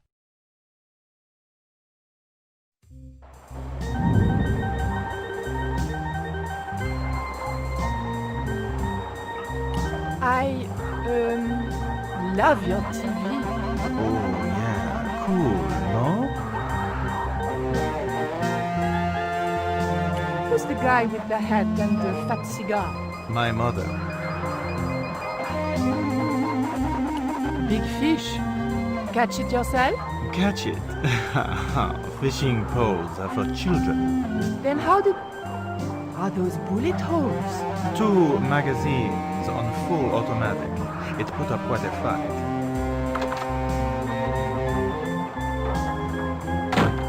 Mom, what is going on here? Nothing, Mom. I was...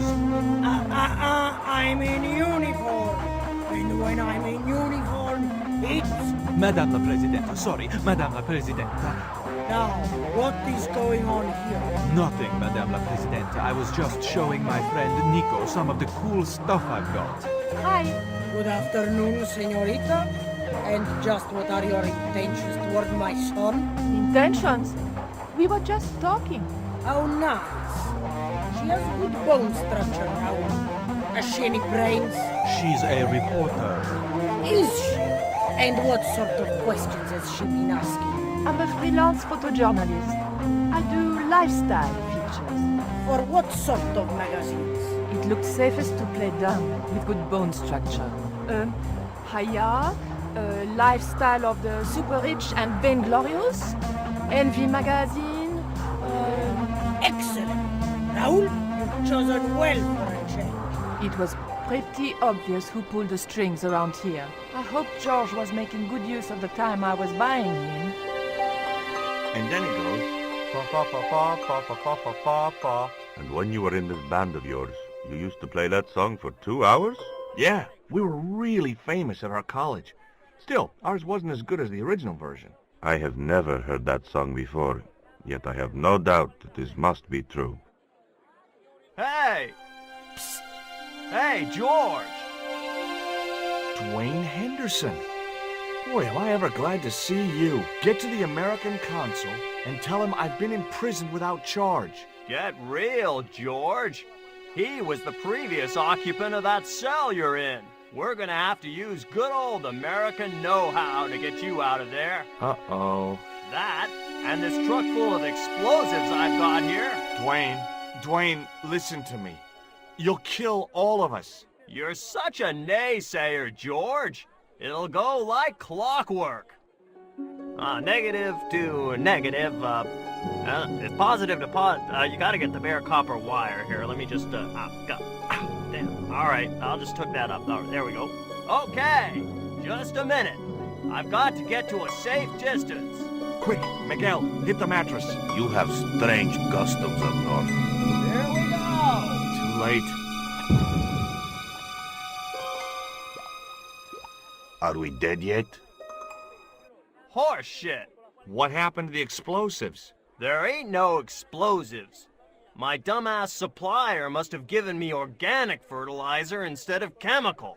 All I got here is 400 pounds of lightly fried horse apples. That's a lovely image, Dwayne. Never mind, I'll think of something.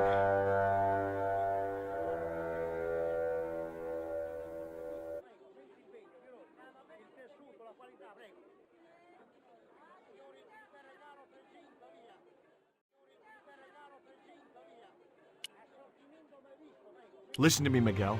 You give me that rope and I'll get us out of here. Is there somewhere you can hide from the General? Of course. My friends have a boat ready to take me upriver. But how are you going to break out of here with just a short piece of rope? I'm not sure. But I'll think of something.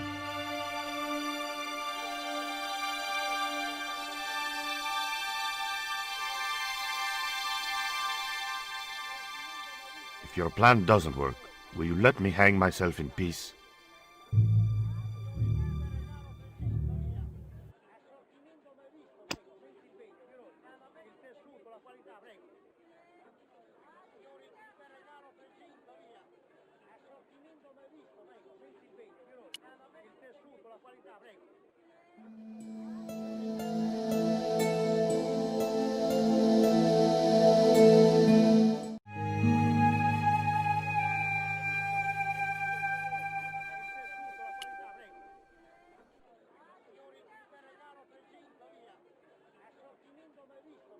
Hey, Dwayne, I want you to tie this rope to your truck and then drive forward. I'd had no idea whether this was really going to work, but I'd seen it in a black and white western. Of course, Hopalong was using a horse and Dwayne had a 4-ton truck, but hey, the principle's sound. Anything you say, George. Please forgive my mother. She can be a little difficult.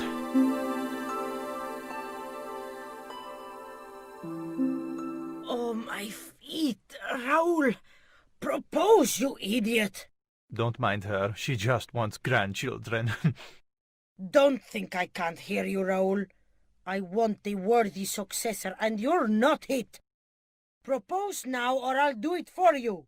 Look, Nico, we haven't known each other very long, but...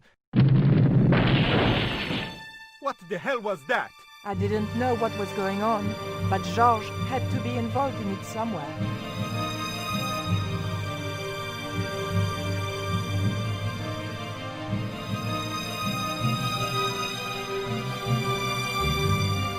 I ain't gonna say a thing, 'cause that sweet sound of falling masonry says it all. Quick, senor, the river. Huh? Wait, what about Nico? Georges, what have you done? You only had to sneak a look at the chart, and it's turned into World War III. No time to explain. Come on.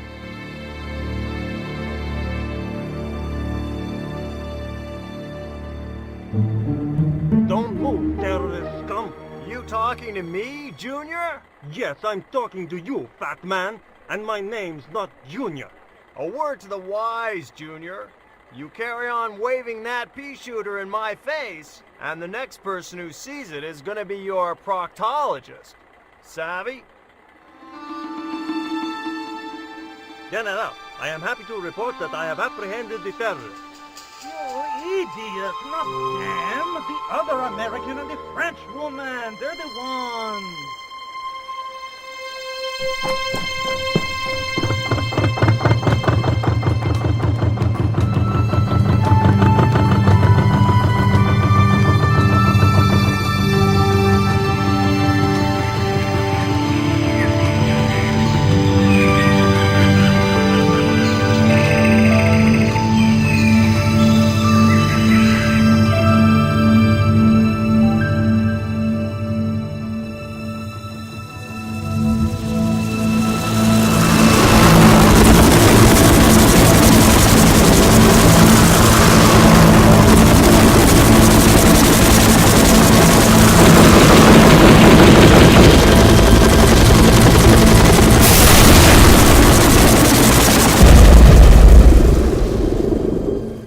When I recovered consciousness, I was alone, washed up on the riverbank. My head was aching fiercely, and my mouth tasted like a swamp. But I followed the sound and discovered a treehouse in a nearby clearing.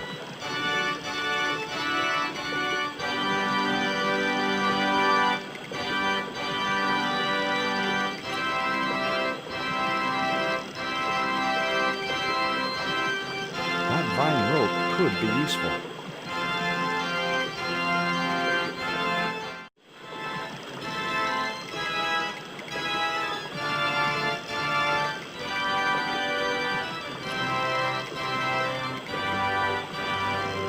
Hello? Anyone home?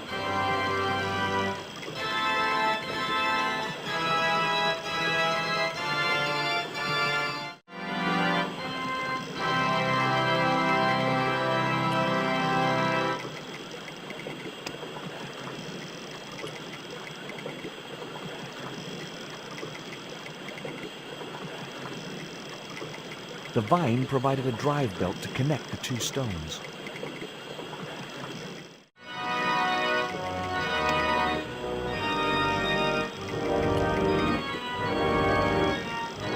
The bank statement was just what I needed to kindle the damp leaves.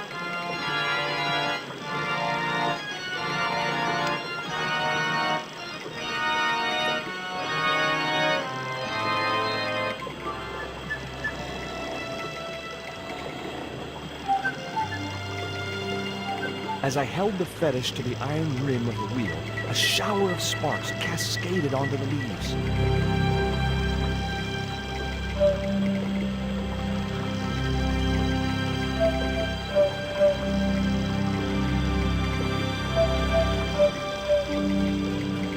Quick, man! Put out that fire! I've got a sick woman up here. Sorry, Father, but I needed to attract your attention.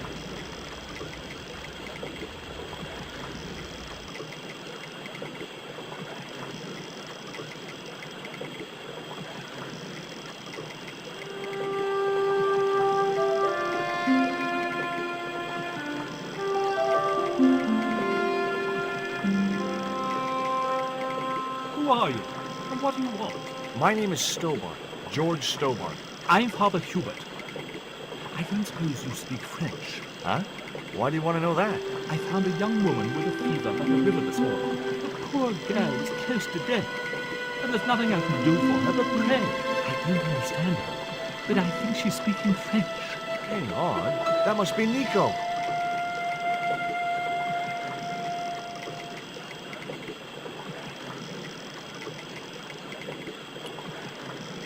Where do you think you're going? I've got to see Nico. Please, my son, I know it's hard for you, but she mustn't be disturbed. The girl needs rest.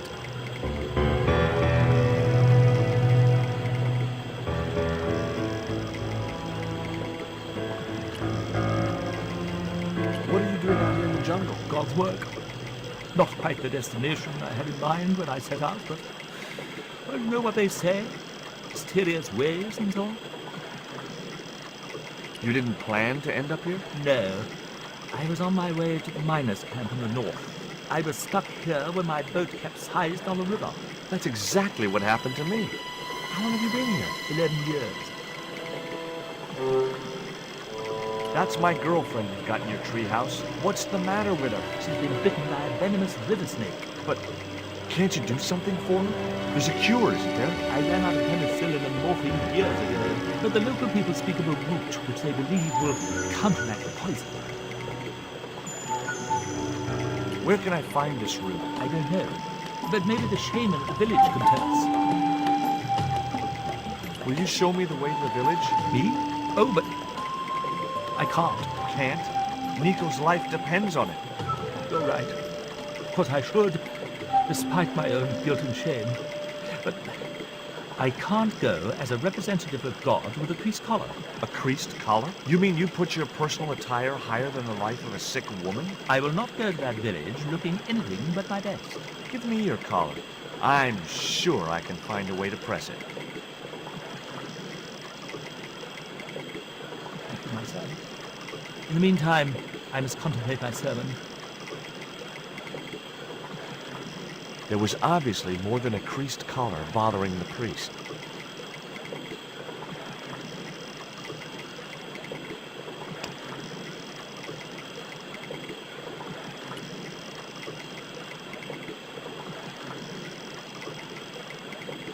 So there I was, hundreds of miles from civilization, doing the housework for a priest.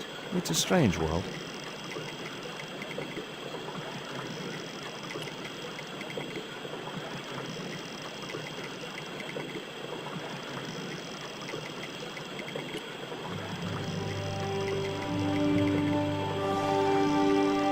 The press worked surprisingly well on the collar.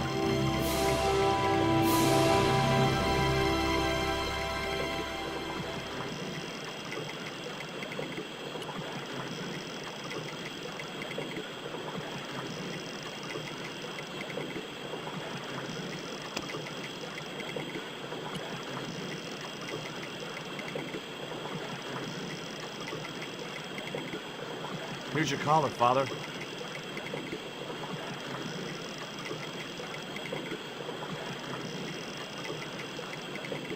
Thank you, George. You probably think it a little odd of me to make such a fuss. Oh, no. If I'd been living in the jungle for 11 years, I'd be completely screwy, too. Screwy? Yes, perhaps I am. Ever since my last visit to that village. Do you want to tell me what happened at the village? I forgot my vows.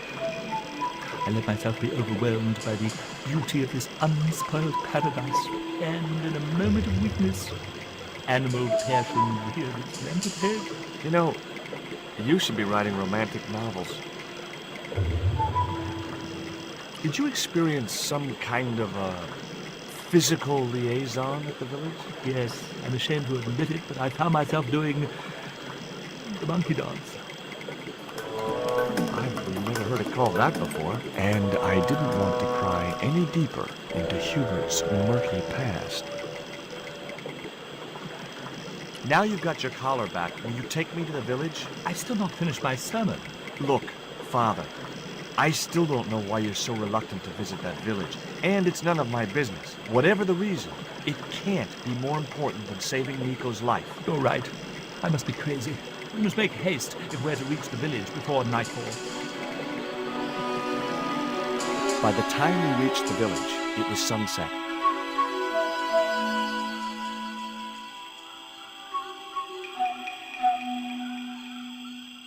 Hello, boys.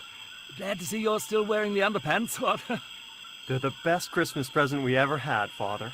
Mine are too tight. Well, we all have our cross to bear. This is George. He has a request to make. I'm afraid I can't stay. Good luck, George.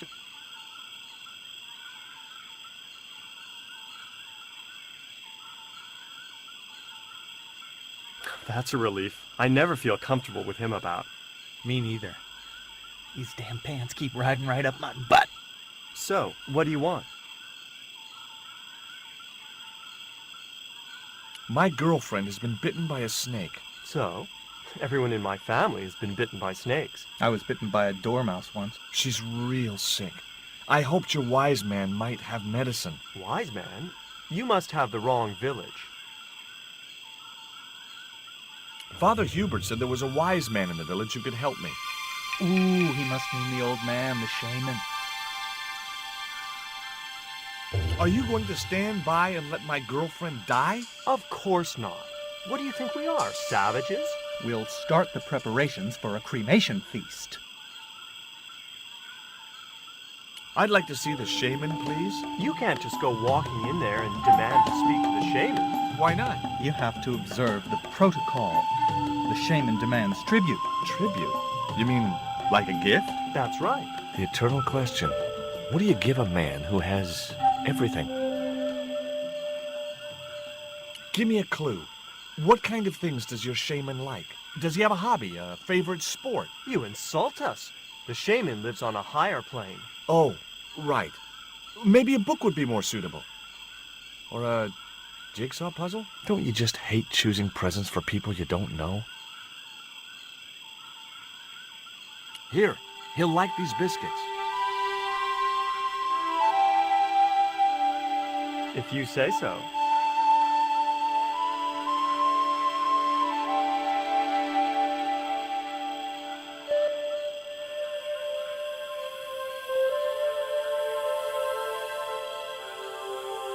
He liked the biscuits, especially the black ones. He wants to know if you've any more.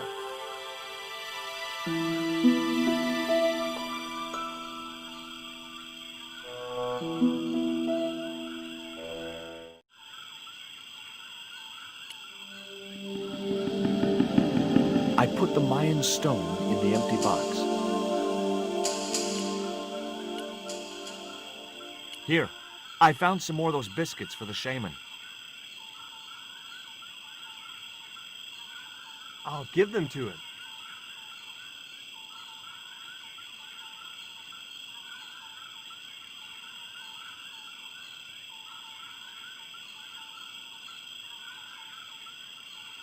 The shaman wants to talk to you. I hoped he would. Well, it's been nice to talk to you guys.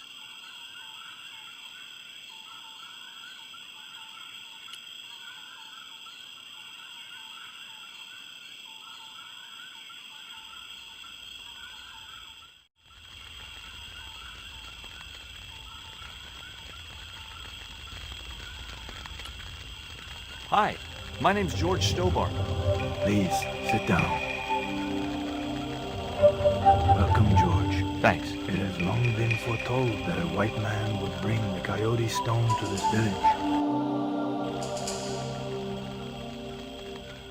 My girlfriend's been bitten by a snake. And you want me to heal her? That's the idea. Can you do it? I'm not sure. My gums aren't what they used to be.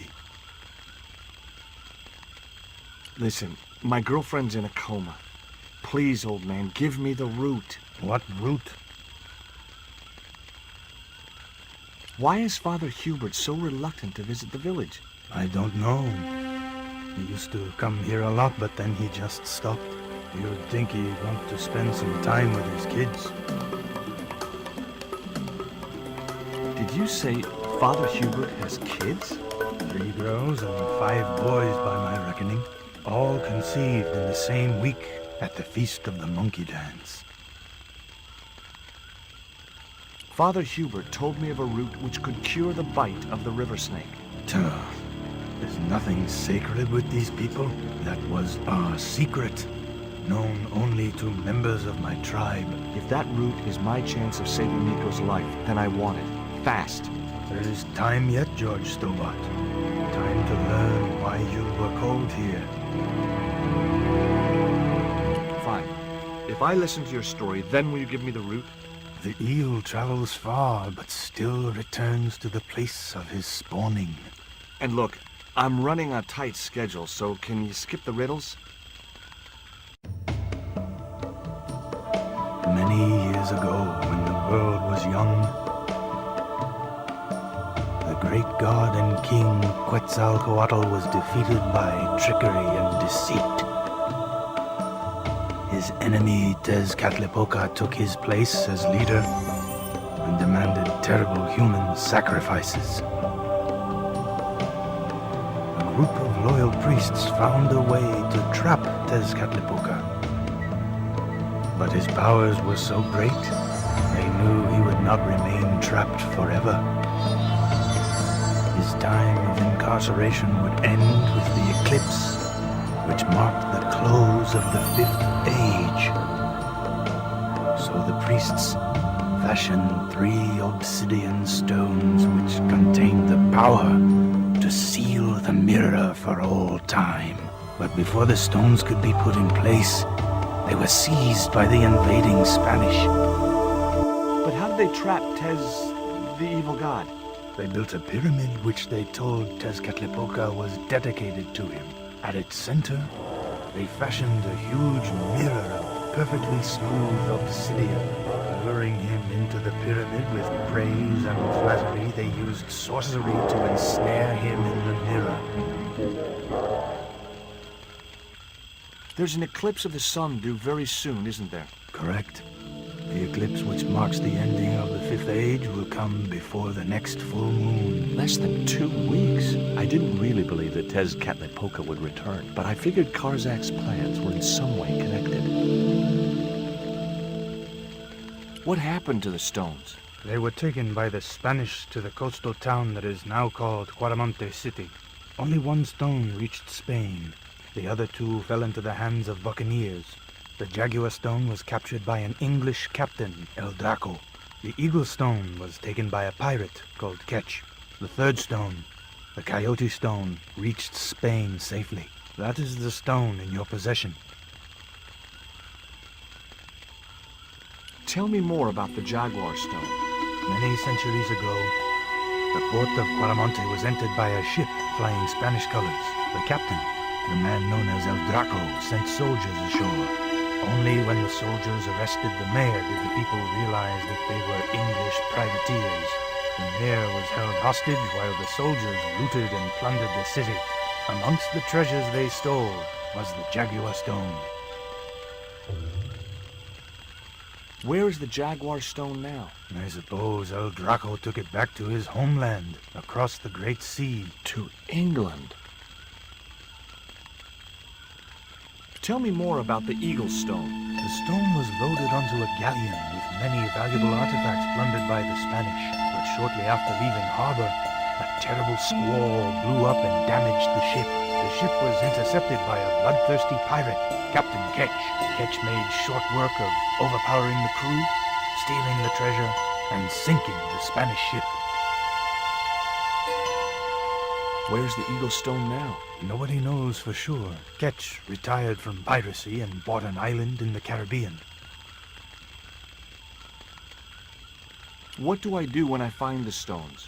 Bring them here to me and I shall prepare you. The stones must be taken to the heart of the pyramid. Only there can they be used to seal the gate by which Tezcatlipoca will return to this world. Now do I get the root? Here, take it. Make haste if you wish to save the girl's life. The hummingbird sings to me of death to come. Now you're talking in riddles again. Listen, is it okay if I crash here? I've got no chance of finding my way through the jungle in the dark. You're welcome, but you probably won't get much sleep. Tonight's the night of the monkey dance.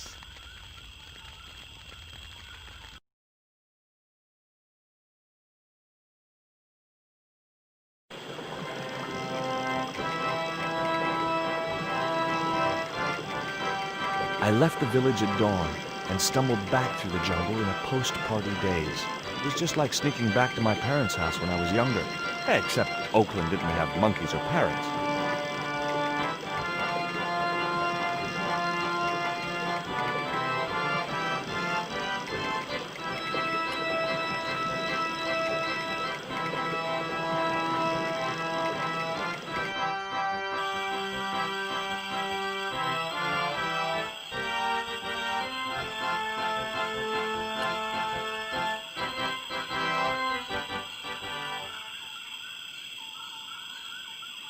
I've got the root, Hubert. So what are you waiting for? Give it to the gal. Right. The shaman thinks you should go visit your kids. So, he told you? Look, Hubert, having an extended family is nothing to be ashamed of. If I was you, I'd be ashamed of not being there for them. It was that damned monkey dance that led me astray. Yeah. A sight like that must be difficult to forget.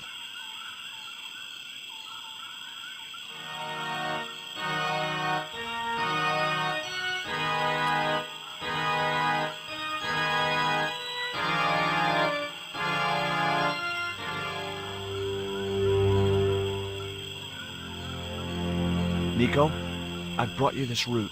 Oh. No way was she going to be able to chew the root. I needed to give her the antidote in a more digestible form.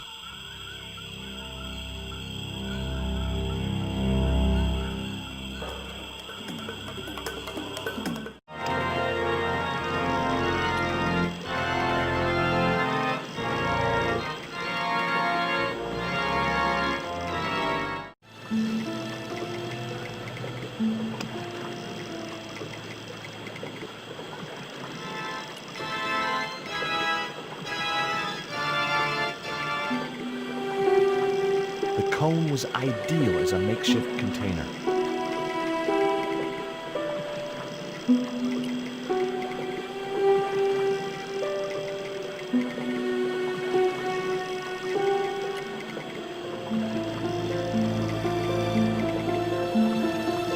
As the liquid was squeezed from the root, it collected in the cone.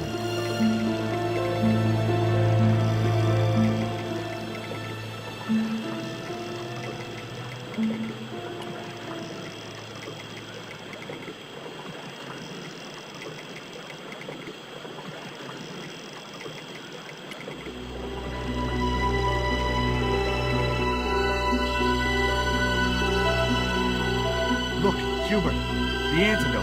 Well, what are you waiting for? Give it to the girl, quickly.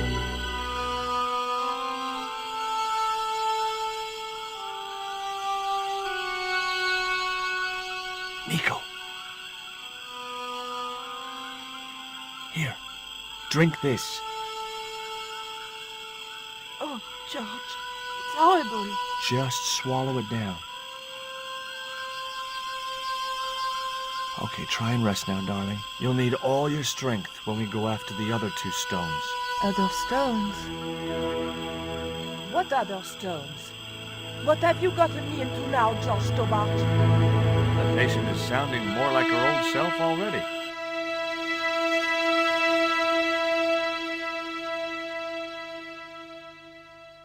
Nico recovered quickly from her fever. To save time, we decided to split up and look for each stone independently. I traced the pirate Ketch to a remote island in the Caribbean. With the fortune he'd amassed from piracy, he'd retired to a place that was later called Ketch's Landing.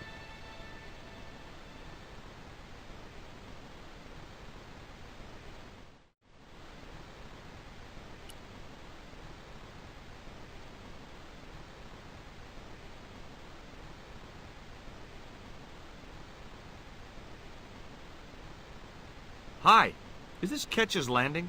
Yeah, that's right. My name's George Stobart. You're a surveyor, right, Mr. Bronson. And of course I'm a surveyor. Why the hell else would I have a theodolite? I don't know. Hobby, maybe? Yeah, right. What brings you here, anyway? I'm searching for an ancient Mayan artifact. What is it? Some kind of jewel? No, it's obsidian. A black stone with supposedly mystic powers. You're nuts. This is similar to the stone I'm looking for. What makes you think you'll find it here? Because when the stones were stolen in the 17th century... Hold it! The stones have been lost for 300 years? Approximately.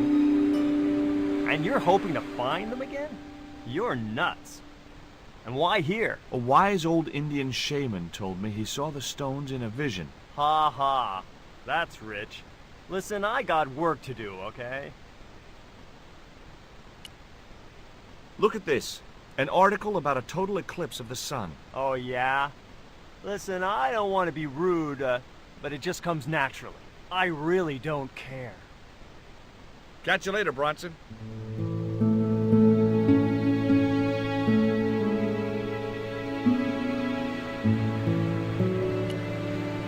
I just had to sneak a look at those plans.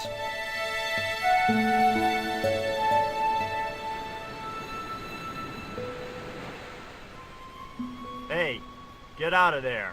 You know, wherever I go, I hear those words. Paris, Syria, Ireland, or Spain. Makes no difference. What do you think you're doing? I was trying to show some interest in your project.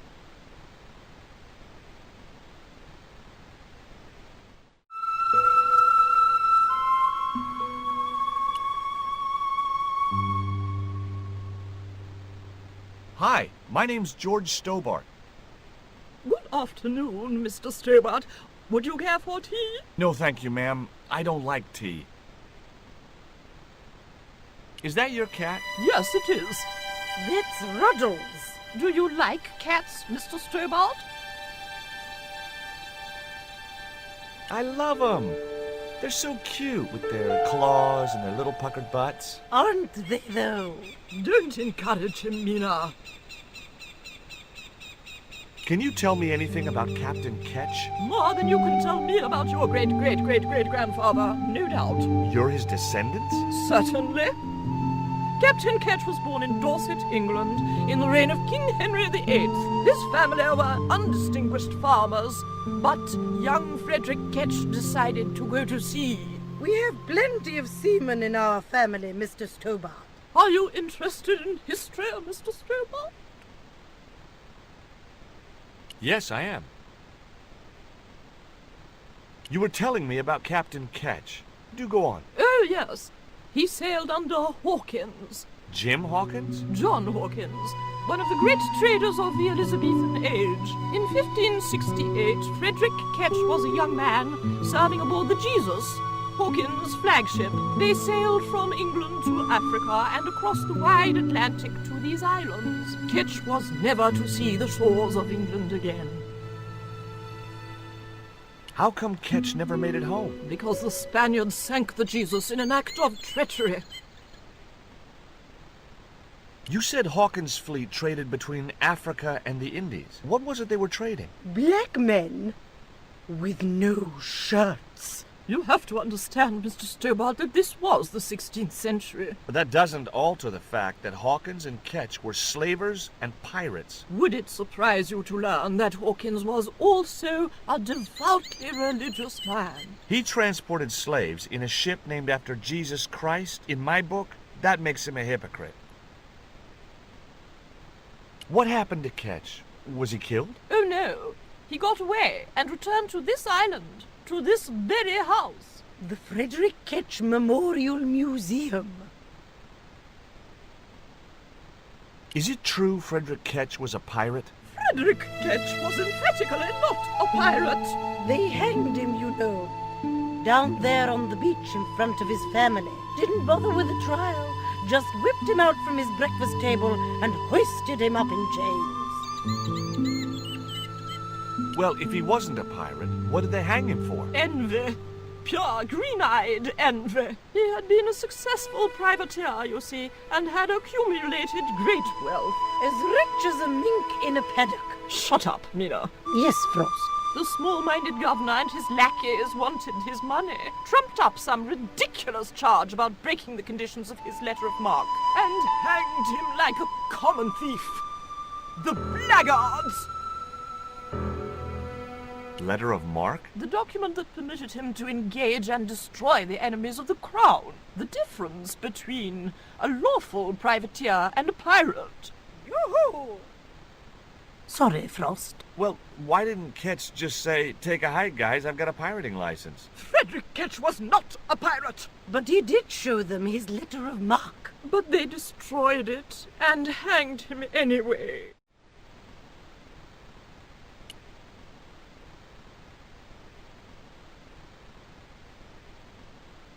It was locked.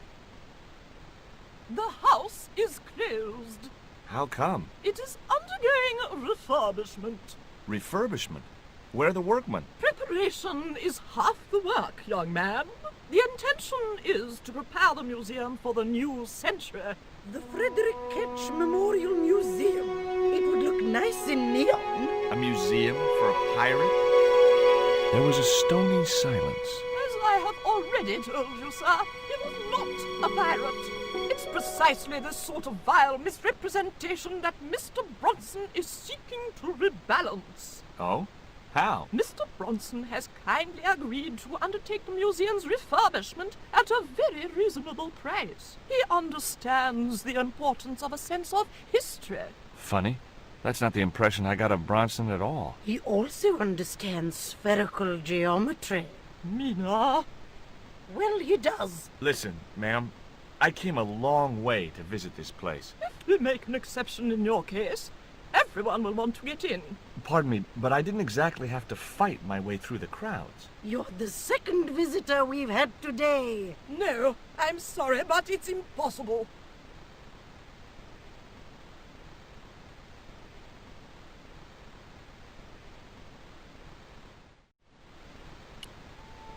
You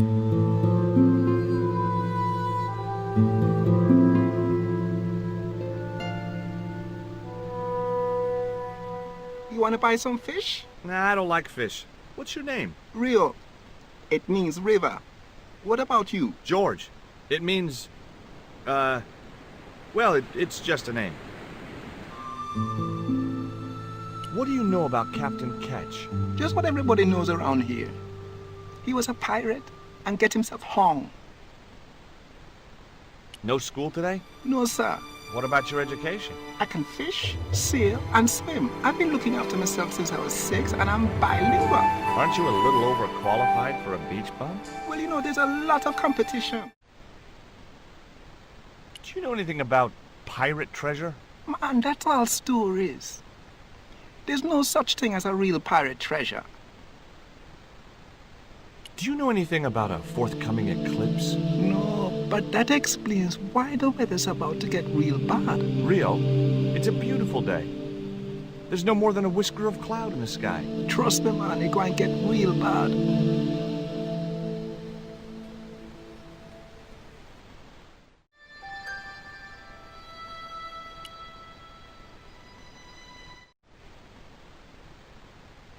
I've been talking to Rio, the little fisher boy. I'll thank you not to mention that little wretch in my presence.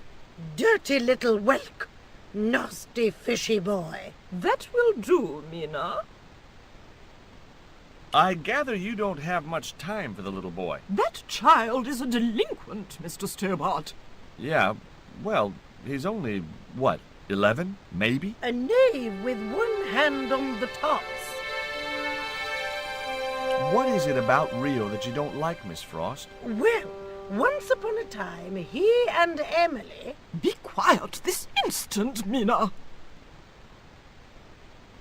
What can you tell me about Emily? Emily? What business can she be of yours? Her parents were killed in a typhoon. We, as her only living relatives, took it upon ourselves to raise the child. It's good to know Charity isn't dead. Oh, but she is.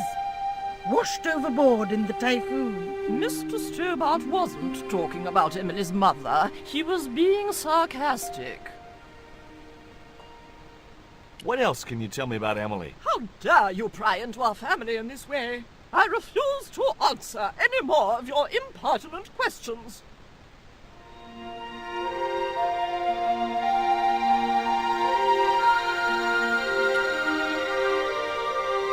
Hi, Puss. Want to play?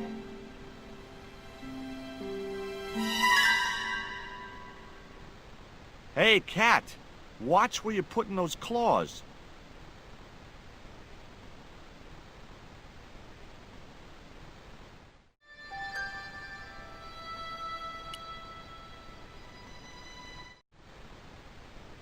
You're really fond of that cat, aren't you? He is our companion and our solace. I thought about catnapping the little monster until they let me in, but it wasn't my style. Maybe there was some other way I could use their affection for the cat to get me into the house. Okay, it was time for diversionary tactics. I thought I saw a little girl down on the beach. You must be mistaken. He must be mistaken. Mustn't he, Frost? I'm sure I'm not. A little girl and that young fisher boy. What? It's not possible. What were they doing? Oh, the kinds of things that all little boys and girls get up to at their age. When I was a little girl, we used to play cows and milkmaids. Woe betide you if you're lying to us, Mr. Stobart. Heaven help you.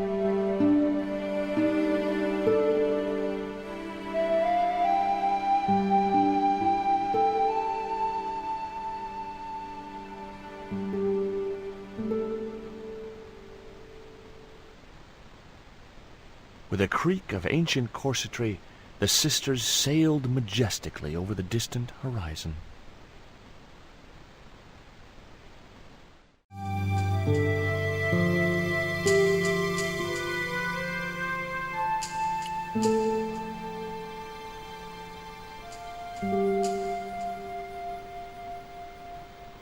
What do you think of Rio? Fish boy?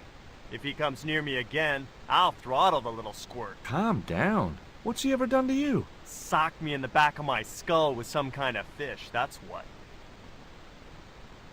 Tell me about the two old ladies. Who? The Ketch sisters. One of them's crazy as a coot, and the other will turn you to stone if you're not careful. What are you doing with the theodolite? Surveying the old house. I got great plans for this place. Oh, yeah? You bet. Take a look around. What do you see? Paradise. I see opportunity. This place is ripe for development. I like it just the way it is. And that's where we differ. You see, Mr. Stobart, I'm what you might call a man of vision. I see a great future for Ketch's Landing, and it all starts here, with that house. Can I take a look at your plans? No way. What interest would they be to you, anyhow? I've always had a secret desire to be a surveyor. You have? Sure. I mean, you surveyors are just like the great explorers, aren't you? Henry the Navigator, Vasco da Gama, Chris Columbus. Maybe you don't sail uncharted seas or discover new continents, but you're okay in my book. Horse shit. You just stay away from those plans, you hear? How do you survey a house like that? I put a target reflector on the end of one of the flagpoles up there on the house. I sight on it from various locations through the theodolite, record the angles along the baseline, and triangulate them to give me the exact position of the target. Understand? Why the end of the flagpole? Wouldn't it have been better on a corner of a wall or something? Are you a surveyor? No, my degree's in law. Then shut up. Catch you later, Bronson.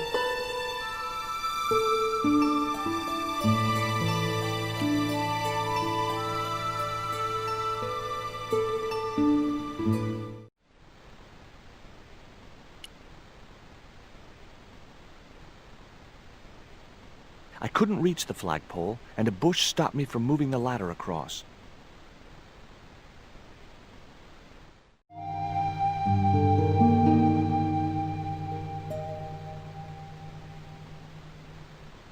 Did you see the weird sisters come by here? Did I?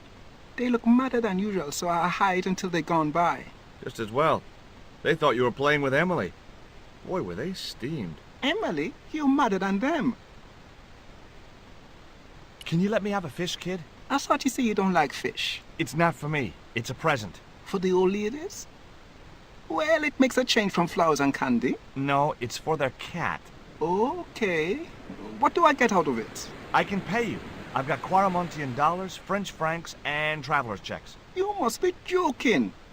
The nearest bank is 3 islands away. Is this worm worth a fish? Could be good bait. How did it die? I think it drowned in tequila. Just like my Uncle Gabriel. Yeah, I'll have that. Okay, I'll get you a fish. It might take a while though.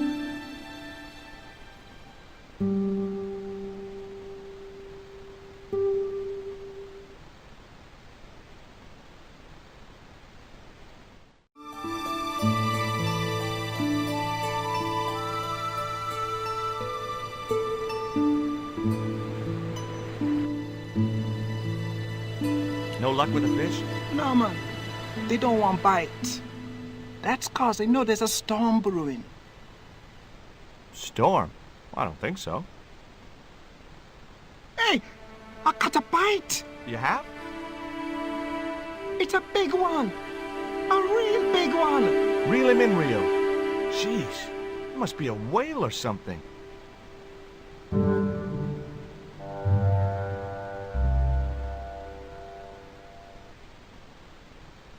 Rustiest whale I ever see. I still need a fish, Rio. Okay, make me try again. Maybe you better change your bait.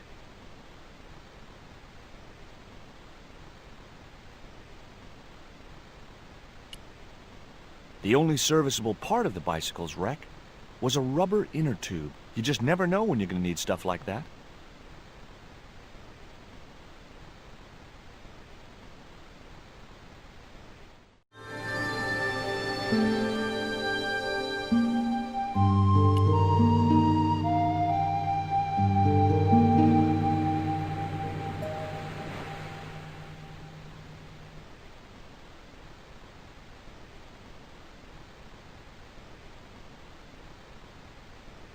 Daisy fish, my man.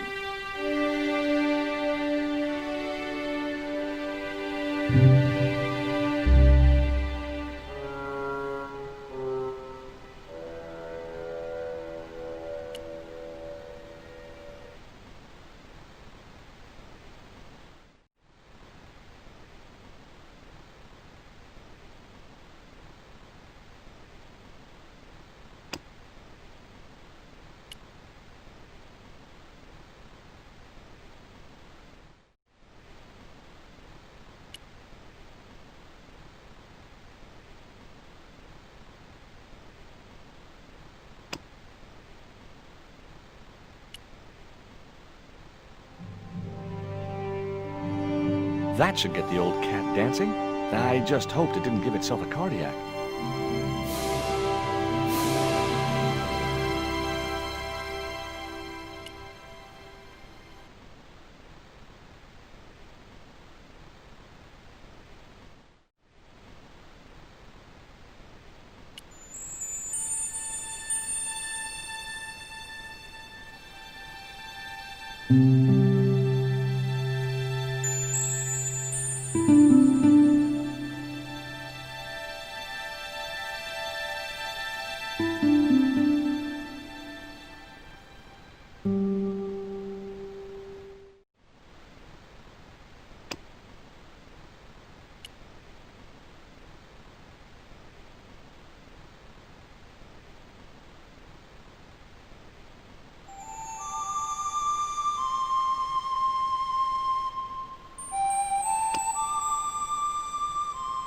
I put the ball in the catapult. Took aim. Yes! Okay, so it was a lucky shot, but I'd knocked the theodolite target clean off the end of the flagpole.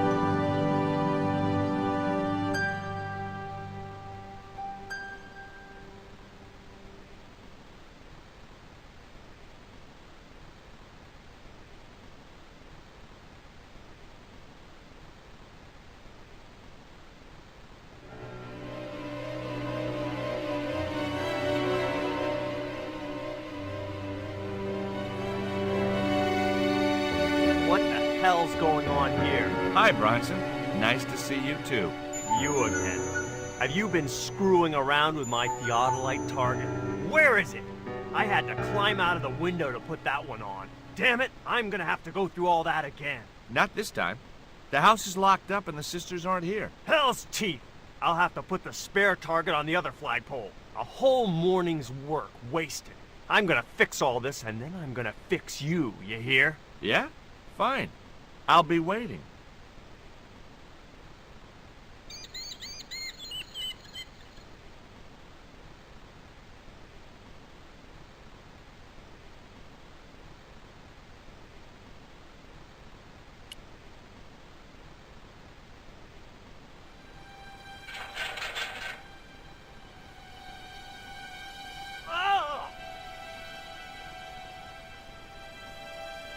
What you doing, Bronson? Just hanging around? I'm gonna kill you for this, Stobart! Get me down from here! What, so you can kill me? Gee, you talked me out of it, Bronson. I felt a little guilty about leading Bronson up there, but not much, obviously.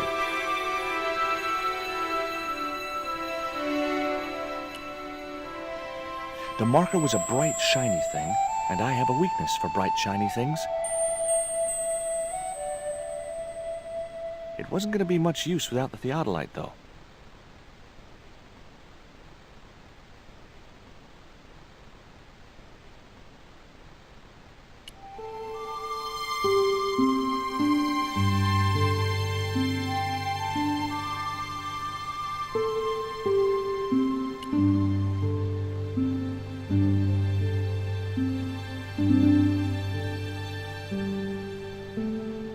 Bronson out of the way, I could finally get a clear look at the plans. Engineers' drawings didn't mean much to me, but one thing was clear. These plans were for a 5-story, 200-roomed, luxury, pirate-themed hotel. Another stain on the bedspread of paradise.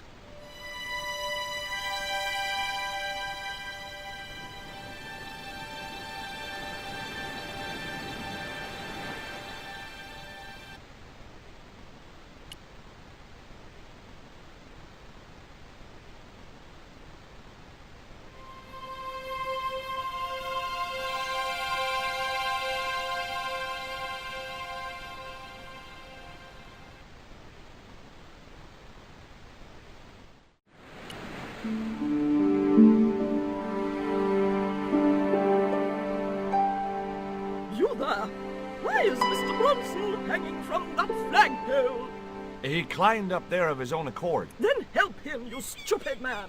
Quickly, before he falls!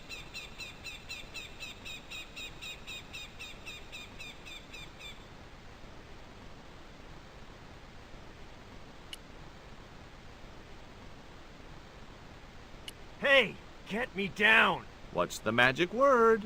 Please! Oh, bad luck. I was thinking of Alakazam. I've got your plans, Bronson. I know about the hotel. So what? This is between me and the Daves. Those sweet old ladies trusted you. This isn't what they wanted. Oh, people like them don't know what they want. Instead of wasting their money on this mausoleum, I can turn it to profit. But you should have discussed it with them first. If I was to let you down, will you promise to come clean about your plans? Sure I will. And you'll come to a tasteful compromise with Miss Frost and Miss Mina? Taste? What's taste got to do with architecture? Oh, dear.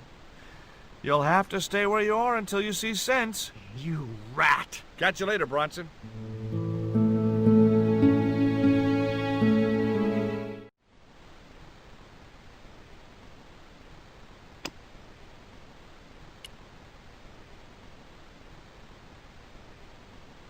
Here, Bronson's plans.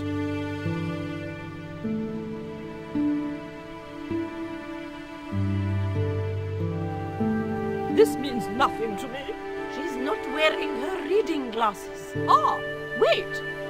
Yes, I see now. I see it all too clearly. That man is planning to build a huge hotel. Bronson is a confidence trickster. Mina, we have been duped. I'm glad we didn't sign his contract. Oh, I hate tricksters, especially confident ones. Come, Mina.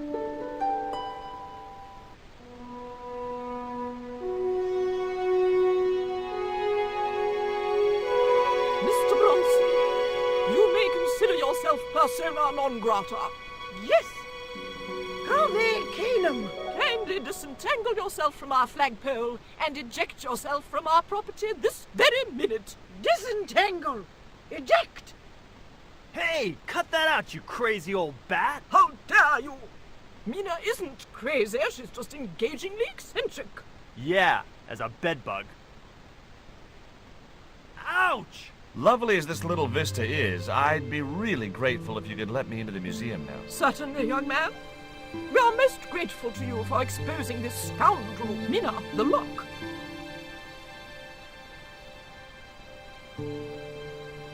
Thanks, ladies. Stobart, be a pal. Get these harpies off me. Ooh!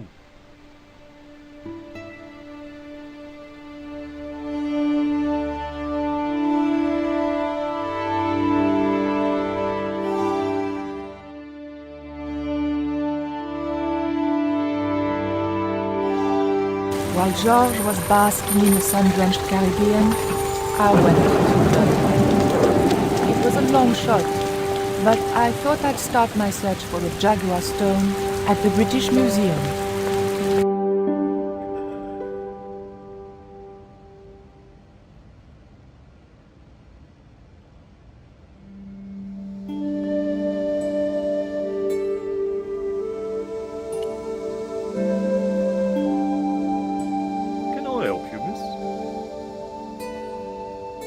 Have you ever heard of an English sea captain called El Draco? El Draco? Not a very English name. I think that's what the Spanish would have called him. It was about the time of the conquistadors. 16th century. Oh, I know. That's what the Spanish called Sir Francis Drake. Francis Drake? Have you got anything here that belonged to him? Indeed, miss. We have a couple of artifacts he brought back from one of his journeys. Thank you. You've been most helpful.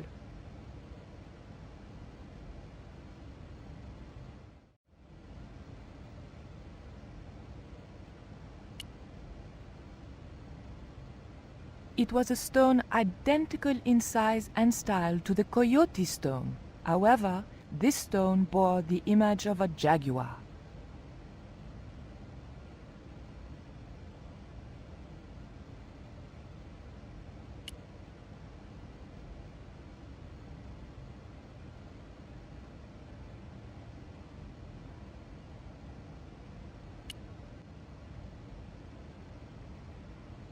What can you tell me about that stone with a jaguar on it? The so-called Jaguar Stone was brought back from the Americas by Sir Francis Drake and presented, along with the more famous scrying mirror, to John Dee. What's this scrying mirror? It's a little square of polished obsidian. Mine it is. And what does it do? Well, it's a bit like a crystal ball, except flat and black. You can't see anything in it. Old man Dee had a sidekick who reckoned he could speak to the angels through it. I think he was taking Dee for a ride myself. The old loony didn't like the stone, though. Reckoned it was tainted by the devil. Come along, miss. I'll show you the mirror.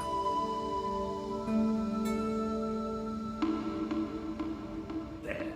John Dee's famous scrying mirror, given to him by Francis Drake. Do you know if this mirror has any relevance to Tezcatlipoca? Who? Tizletlik... I can't even say it. Ah, there's someone here who'll be able to help you better than me.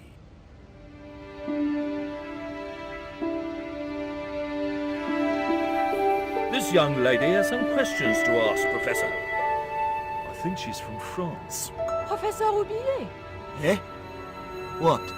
You two know each other, do you? Excuse me, the telephone.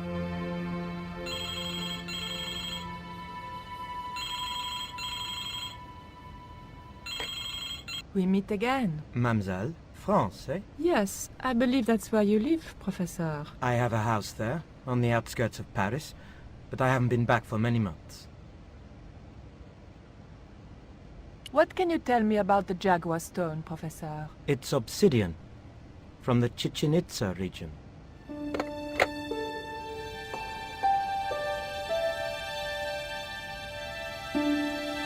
Professor Roubillier, your taxi's here. If you'll excuse me, I have some urgent business to attend to at the docks.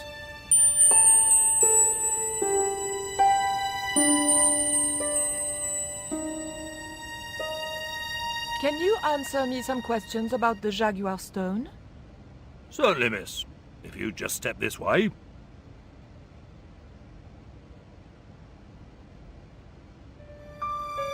It's gone.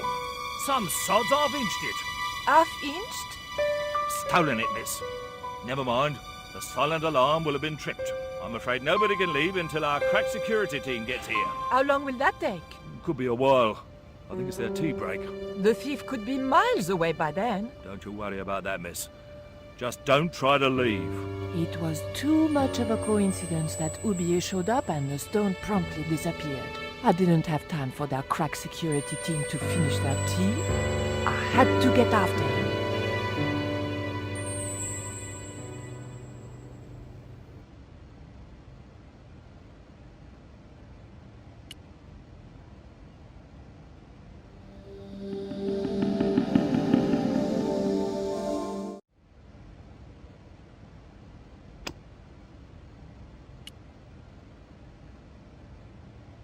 There was nothing very useful in my bag, just a single hair clip.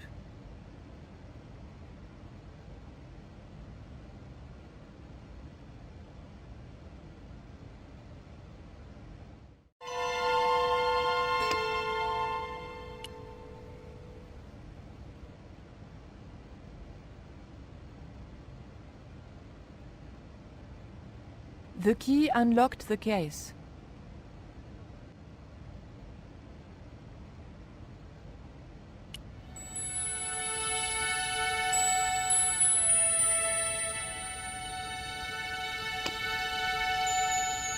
It was an obsidian dagger, thin and razor sharp.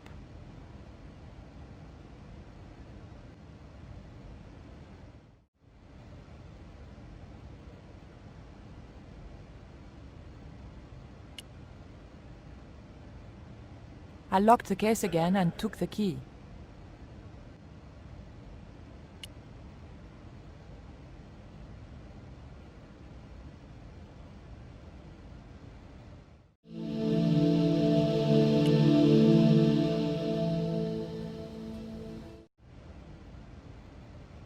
I didn't steal the stone. I was nowhere near it. So who do you suppose did steal it? It must have been Oublier. Huh! Begging your pardon, but he's a man of letters. A professor. So was Moriarty. Man of letters or not, he's your culprit.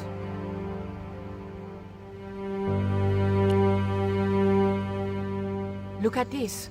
The thief left this key in the cabinet. Oh dear. Oh dear, oh dear, oh dear. That makes the theft an inside job, right? Oh dear. In other words, the thief was Professor Oublier. Well, let's leave that for the police to decide, shall we? I better phone them right away.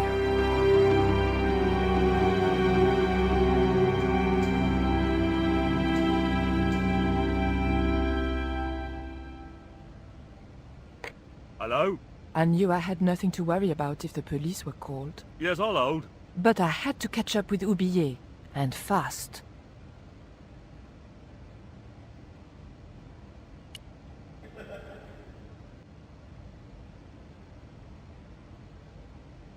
I'm sorry, miss, but I shall have to ask you to stay.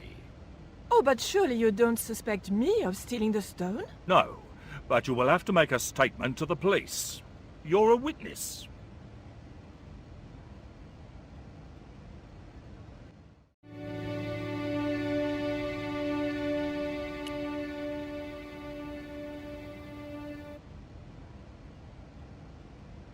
You'll have to be quick, miss. I'm on the phone. Don't you think it's suspicious that Oublier has urgent business at the docks? Not in the slightest, young lady. He's gone to oversee the unloading of cargo, an exhibition of Mayan sculpture on loan from Mexico City. What's the name of the ship? The Xibalba Princess.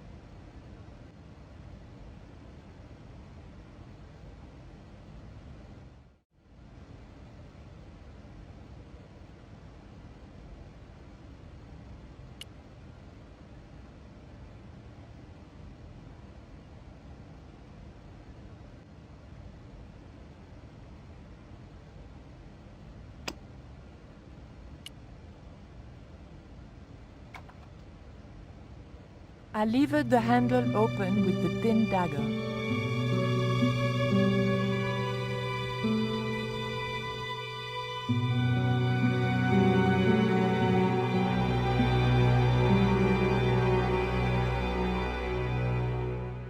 The room had been decorated to resemble the interior of a sailing ship. It was disturbingly effective.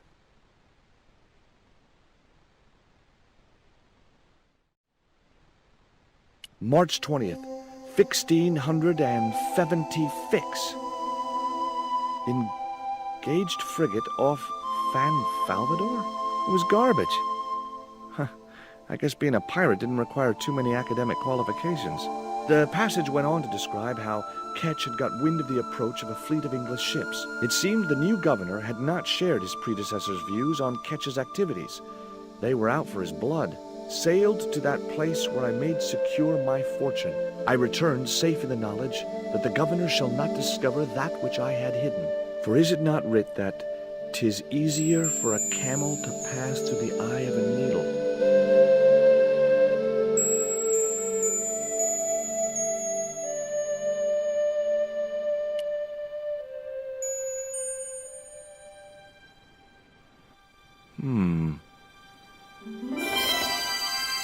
Surprise!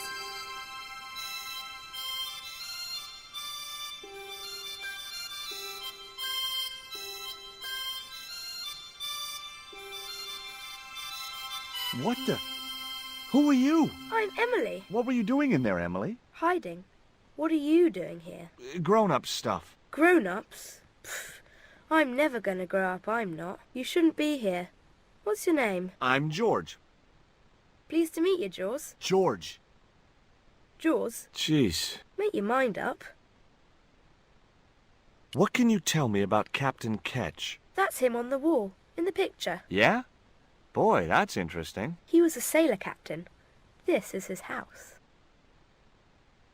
Why don't you go play with Rio? I'm not allowed. How come? 'Cause Aunt Frost says I'm not allowed out of the house. That's why, Mr. Nosy Beak. Too bad. Why don't you ask your other aunt if you can play with Rio? Aunt Mina's cuckoo. Aunt Frost says so. She says when the Lord handed out common sense, Aunt Mina was off getting double portions of chin. Do you know how to use a theodolite? We don't learn anything about surveying at my school. Not until 5th grade.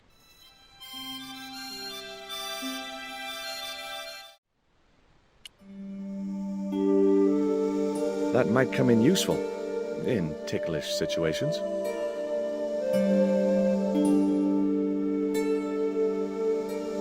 What you doing, Jaws? I'm just borrowing this feather, that's all. Why? I might be able to make use of it. You're gonna steal it? That's bad. I'm gonna tell on you. No, don't do that. Why not? Well, because I'm not stealing, just borrowing.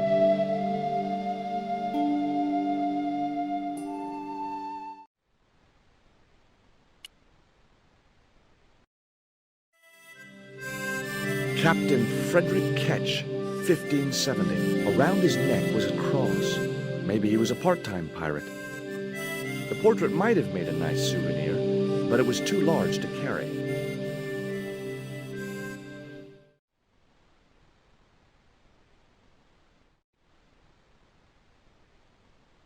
That cross you're wearing, Emily? It's my lucky Jesus cross. It's just like the one Captain Ketch wore. Uh-huh. Can I borrow it? Uh-uh. What would you trade for that cross, Emily? A puppy. Well, I don't happen to have a puppy in my pocket right now. Can you think of anything else you'd trade? Don't know.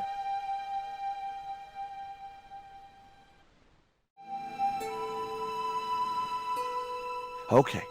I've had my hands on an historical document. Now what?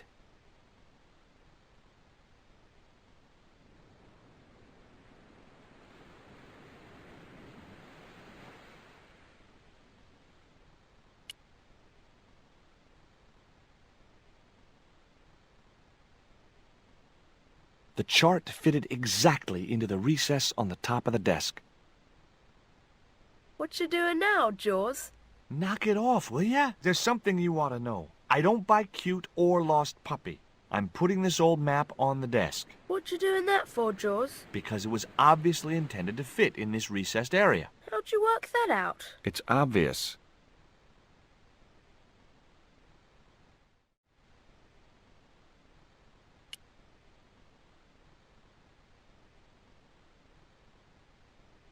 The lantern fitted so precisely in the inkwell, it could only be deliberate. What you doing now? Grown-up stuff. I doubt that. I've put the lantern in the inkwell. See? It fits. Why? Because it was cut to fit. Why? Because sneaky old Captain Ketch made it that way. Why? What is with all the questions? Because I'm interested. Why? Because I have the insatiable curiosity of the young. Why? All right. Truce.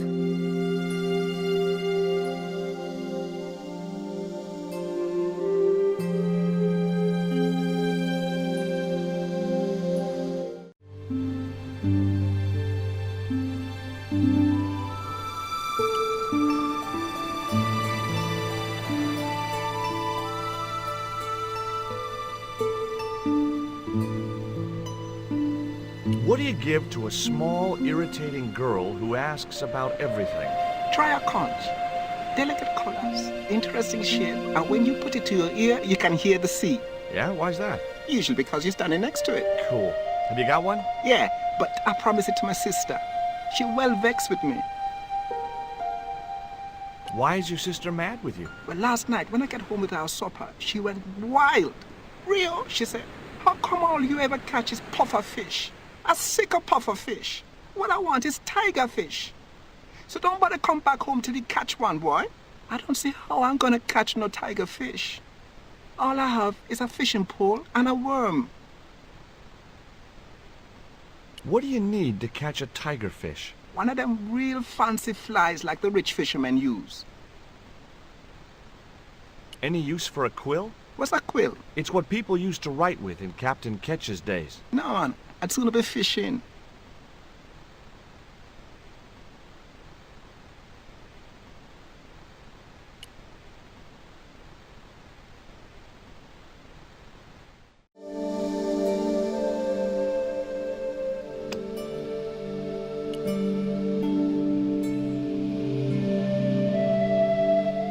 The cat made short work of the feather, tearing it into a blizzard of small pieces.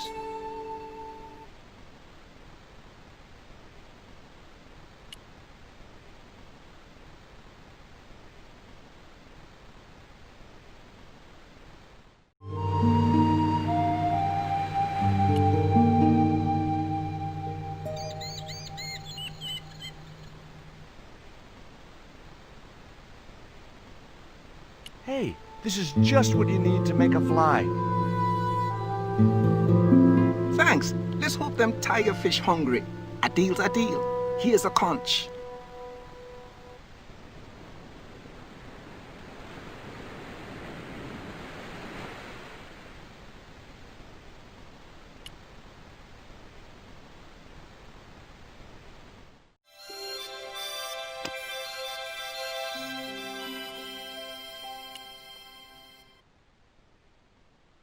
Here, I've got a conch. Would you like it? Dunno. Aunt Frost told me never to take presents from strange men. I'm not a strange man. Then why are you called Jaws? Jaws? That's a stupid name. I'm not called... Look, conch, pretty. Swap for the cross, yes or no? Right, this thing's going out the window. Okay, we'll do swapsies.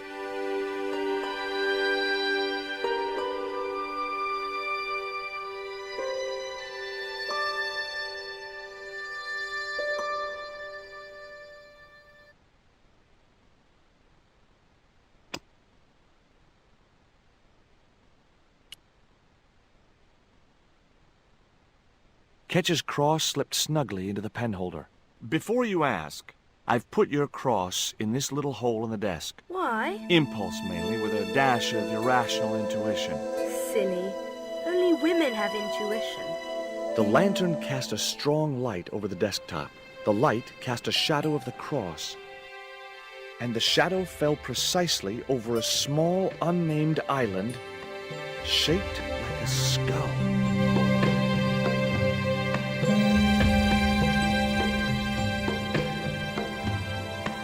That must be it. Ketch's Treasure Island. Uh-oh. That's Zombie Island. It's a bad place. No kidding? Well, bad place or not, that's my next port of call. Can I come too? The hell you can. I never get to leave the house.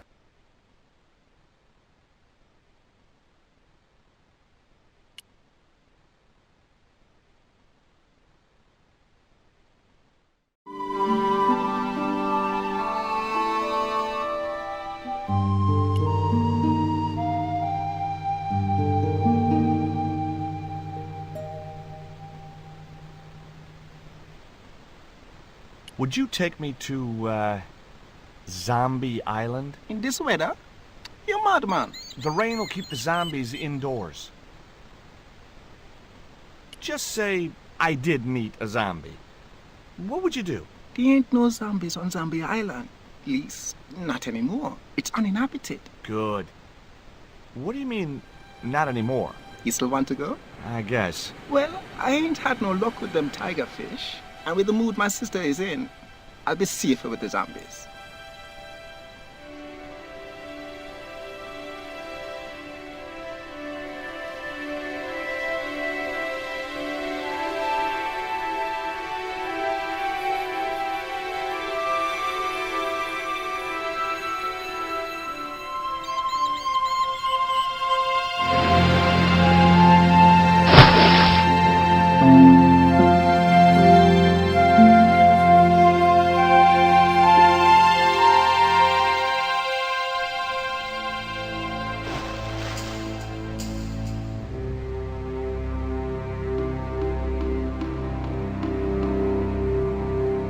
So, this was Zombie Island. Somehow I'd been expecting something more sinister. Come on, Rio. Let's find that treasure. No, thanks. I'm staying right here. Oh, come on. You said yourself there's no zombies left. Yeah, but that was while there was a big pile of seawater between me and this place. All me have now is this little bit between the boat and the shore, and I'm hanging on to it.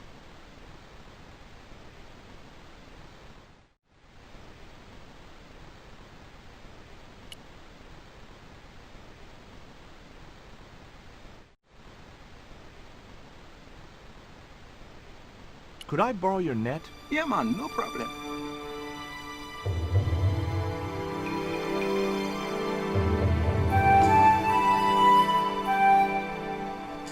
You planning on catching some fish? Nope. I'm after a big rock.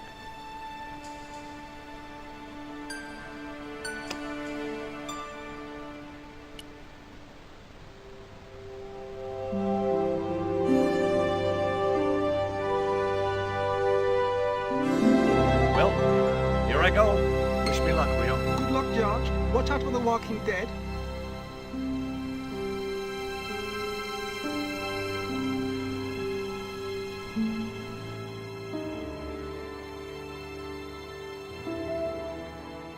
I stumbled down dark stairwells for what seemed like forever, until suddenly I found myself, wow,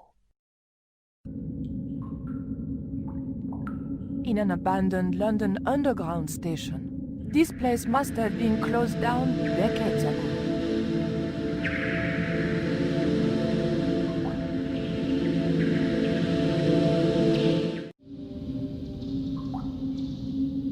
A latch lock stopped me getting into the cupboard.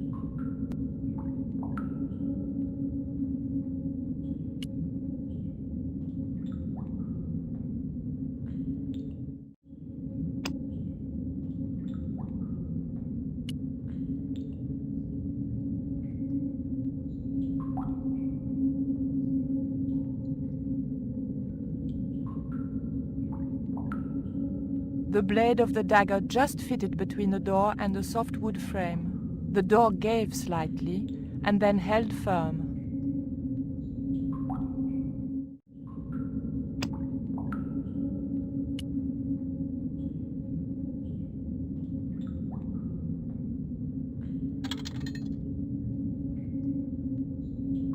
I pushed the hair clip into the slot, and whatever was stuck there disappeared into the machine.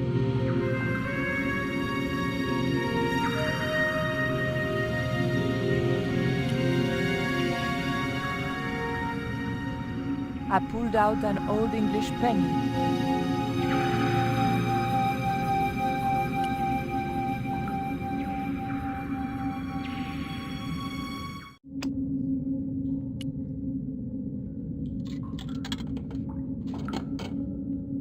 I put the old penny into the slot, the needle twitched rustily, and the machine spat out a card.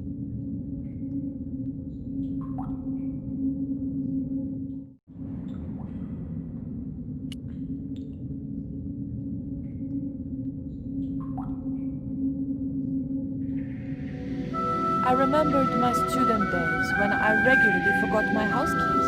A wiggle with the thick cord between the frame and the lock, and the latch lifted.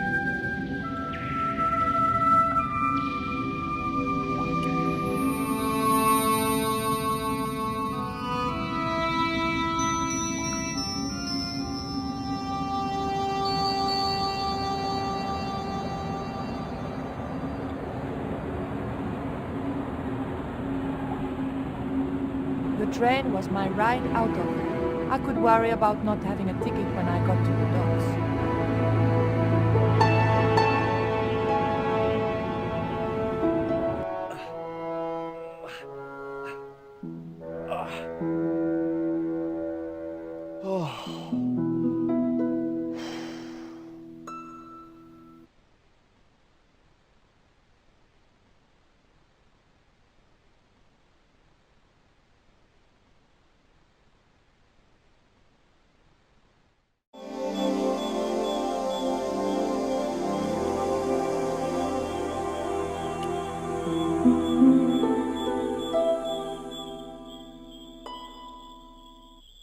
The creeper just came away from the rock as I pulled it.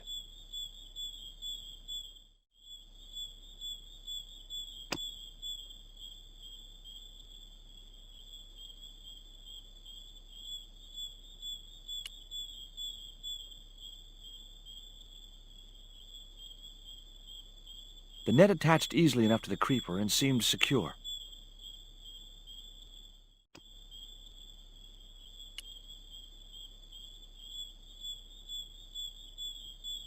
Great.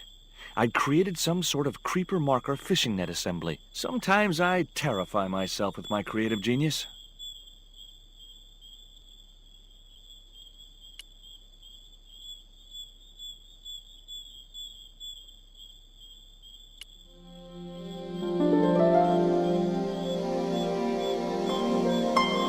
I'd successfully got the marker into a position near the top of the needle simply by using the kind of lateral thinking that can get you institutionalized.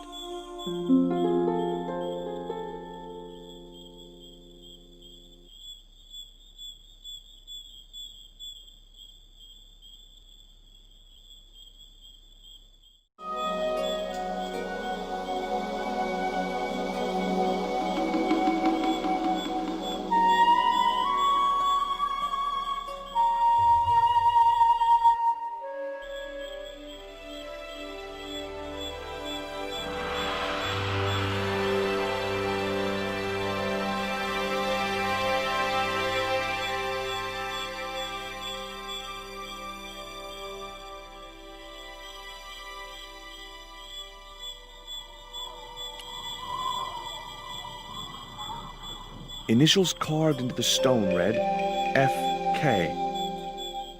Frederick Ketch had been here.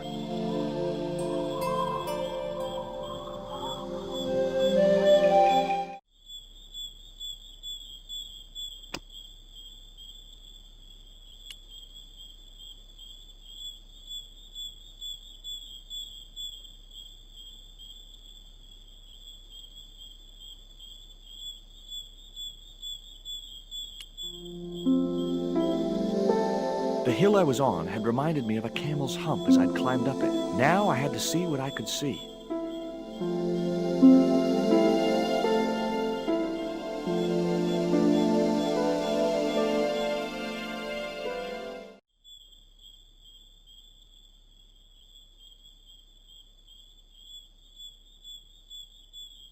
I could see the marker I'd fastened on the rock down in the forest, and right in line with it, the rock I was looking for.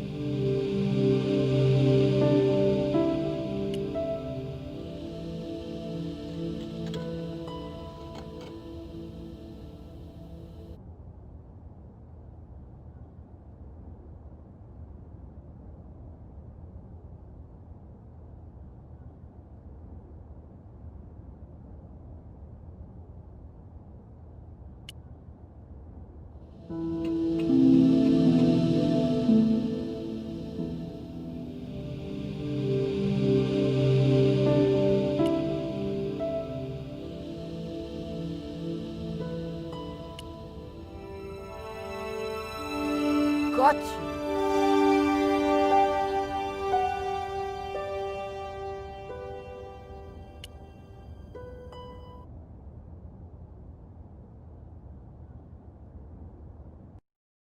But the collar woman was there. They'll know it was me. But you have the stone. The right stone, you're sure? Yes, of course, it's the Jaguar stone. No possible mistake. Here it is. Garzak, please. The police will be looking for me soon. You're going to get me out of the country, aren't you? Stop your whining, Ubier. Do you have any idea what this stone symbolizes? I thought you just wanted it to frighten the natives. Fool. I intend to cast this stone into the sea. But why? It's unique. Exactly. With it gone, the Mayan priest's plan to destroy Tezcatlipoca cannot succeed. I can assure you that Tezcatlipoca is a mythical figure. Such a small mind you live in. Tezcatlipoca is real. I have seen him in my dreams. We have spoken of his plans for this world. We have spoken of your part in these plans. My part? He told me you would be useful. He told me how to crush your spirit by turning you to drugs. My wife died. You know that full well. She was my world, my everything. And now, you are no longer useful.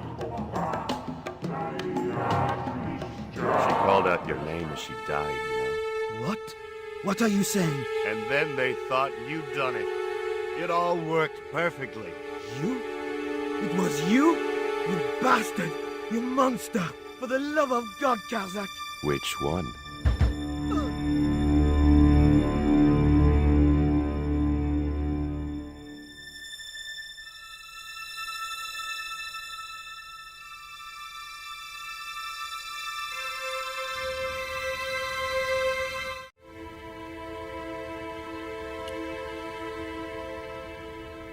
There were no signs of life, but I checked that Ubier really was beyond help.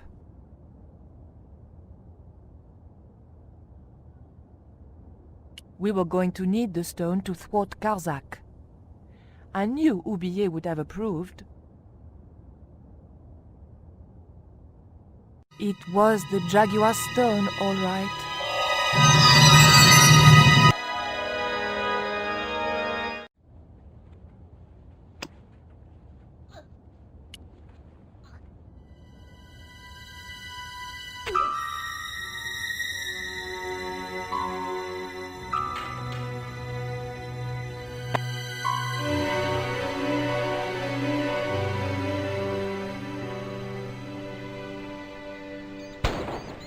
Pirates?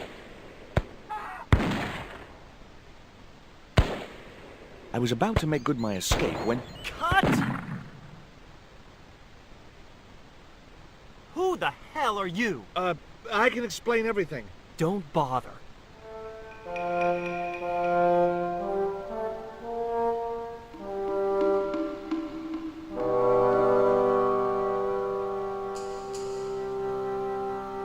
I'm sorry. I didn't realize you were making a movie. So who are you? Stobart. George Stobart. 2 B's and 2 T's. It's okay, Mr. Hawks. He wasn't in the shot. Hawks? This had to be Carlton Hawks, the newest enfant terrible of Tinseltown. I'd read about him. Mailroom boy makes good. Nice to know it was still possible to get to be a director armed with only an encyclopedic knowledge of postal charges. Stay out of the way, surfer boy. I'll deal with you later. Surfer boy?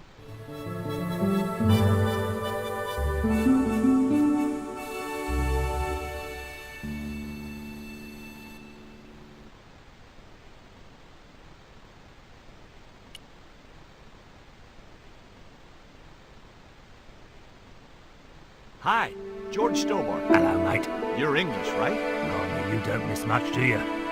Bert Savage. Have you seen what the caterers laid on today? Buns and pancakes. That's awful. It's an improvement on yesterday.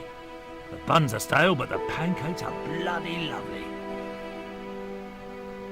How long have you been in the movie business? Flipping years, mate.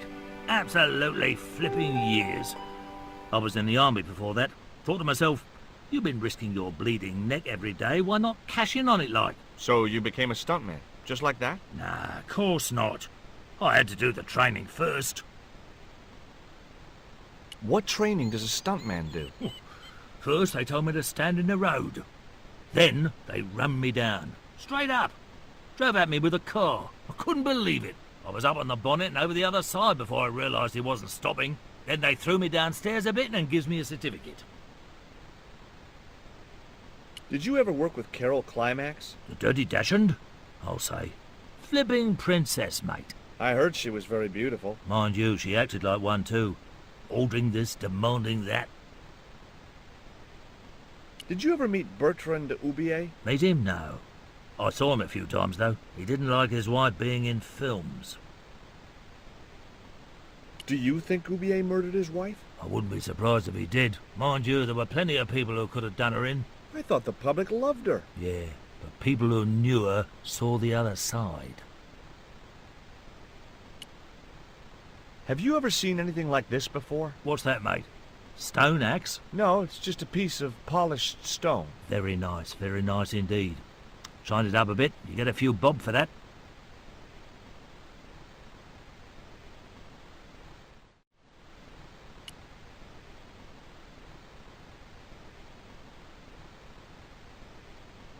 Hi, I'm George Stobart. My name's Harris. Most people call me Flash. You're the cameraman, right? That's right. Why'd they call you Flash? You used to be a stills photographer? Nope. I decided not to pursue the subject. There was nothing else I wanted to ask the cameraman.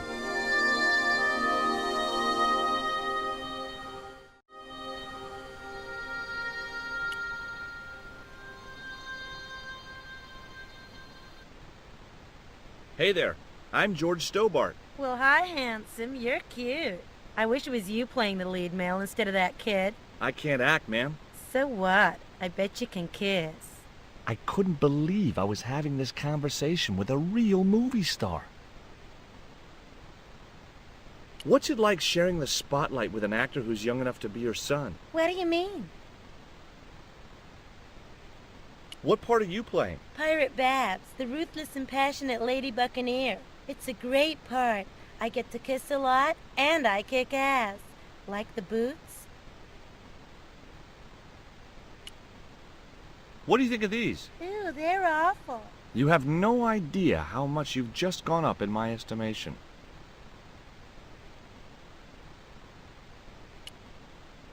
Take a look at this ancient Mayan artifact. That's just a hunk of stone with a picture scratched on it. In a way, I guess.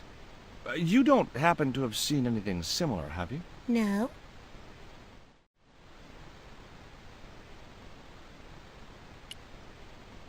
Hi there, George Stobart. Uh-huh. Yeah. Haiku McEwen. Is your name really Haiku? Yeah. It was my mom's idea, okay? When I was born, I was so small and perfectly formed I reminded her of a Japanese poem. Well, I guess it could have been worse. She could have called you Limerick. That's my middle name. Did you always want to be an actor? I don't think of what I do as acting, man. You're not alone. It's more like I'm the voice of my generation. What I'm saying for the kids on the street. Which is what? I'm crap, I'm going nowhere? Huh? What are you saying, man?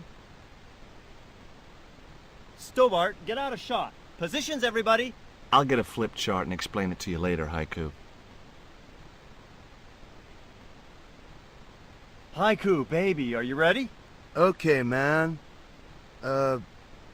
Which scene is this? You've been captured by Silver's accomplice, Pirate Babs, who's fallen in love with you.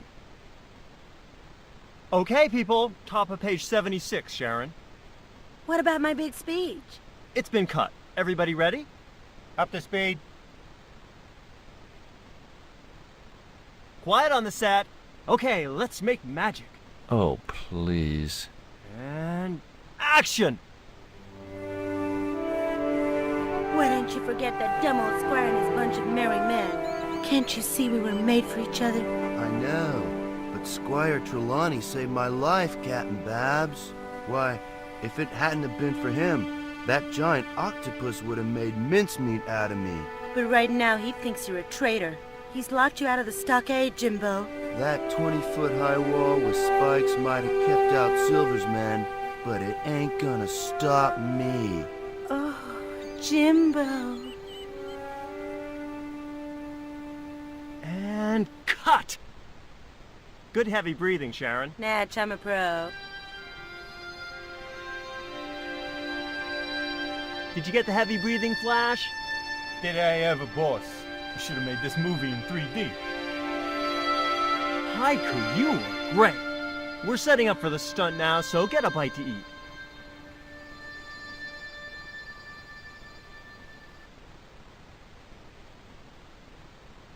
Savage, on set, damn it!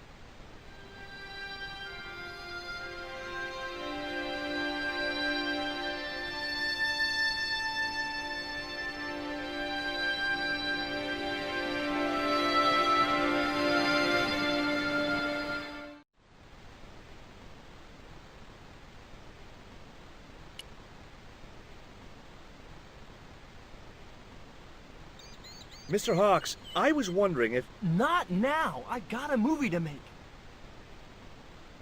Time for the stunt, Savage. It's a short run, bounce on the plank, and somersault over the spikes and stockade wall. Do what? Plank, spikes, wall, over. Easy, a child could do it. At my age? You must be joking. I could replace you, Savage. Yeah, with an arthritic baboon. Replace me? Lummy, this could be the last stunt I ever perform. I need to think about this. Get myself in the right frame of mind. A suicidal one would fit the bill for that stunt. Fine. You do that. In the meantime, we'll break for lunch. Oh, great. I'm famished. Stay right there and meditate, Savage. Tight-ass little git.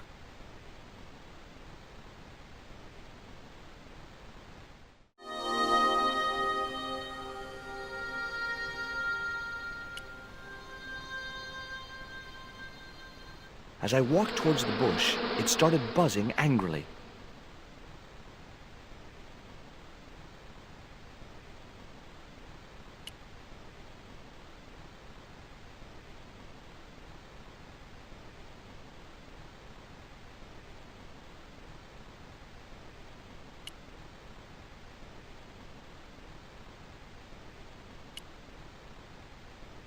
The bun was so stale it felt like a small rock.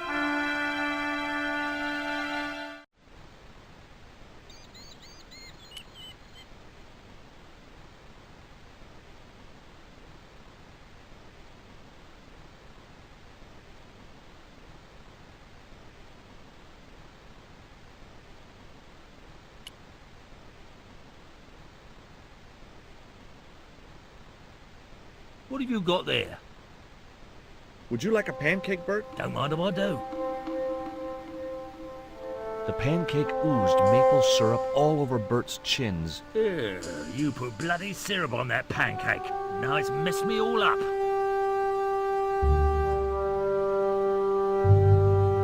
I don't want to worry you, but there's a hornet's nest over in that bush. Hornets. That reminds me of a film I was in. The Black Hornet. The Black Hornet? I don't remember seeing that one. Before your time, most likely. What happens in it? Lummy, what don't happen in it? I was shot, stabbed, fed to piranhas, dangled from an airship, and trampled by a zebra. No, I mean, what was the plot? Plot? Would you like this pot of syrup? No way, I'm messed up enough already.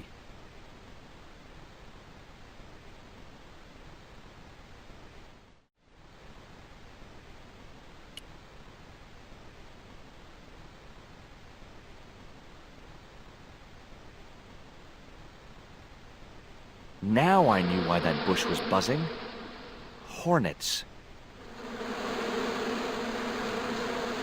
Get that camera rolling. This could be good.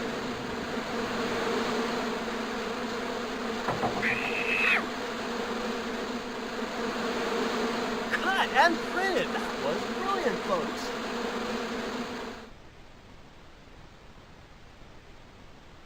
Okay, the next scene is down on the beach. This is where Hawkins finds the treasure in the Cave of the Crabs. Would those be giant killer crabs by any chance? Giant mutant killer crabs with attitude. There it was, the rock I'd seen from the camel's hump. Now that I was close up, I could make out a small cave near the top of the pillar.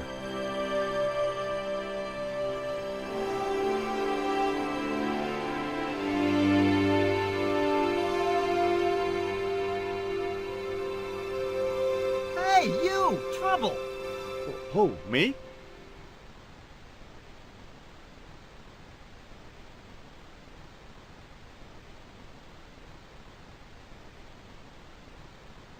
I want you to stay right where I can keep an eye on you. I'm not one of your lackeys, Hawks. I go where I like. Not here, you don't. The movie company has rented this island for the duration. You're trespassing. Do as you're told or you're gone.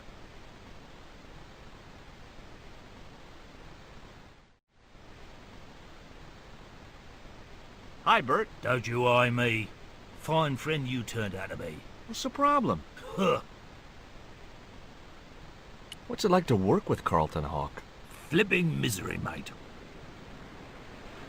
Look, Bert, what's wrong? You got a bloody nerve. If I didn't know better, I'd have thought you gave me that pancake just so them hornets would go for me. Oh, Bert, you've wounded me. How can you think that? Well, by looking at the evidence. I don't know why you still want to be a stuntman anyway. This is all I know, isn't it?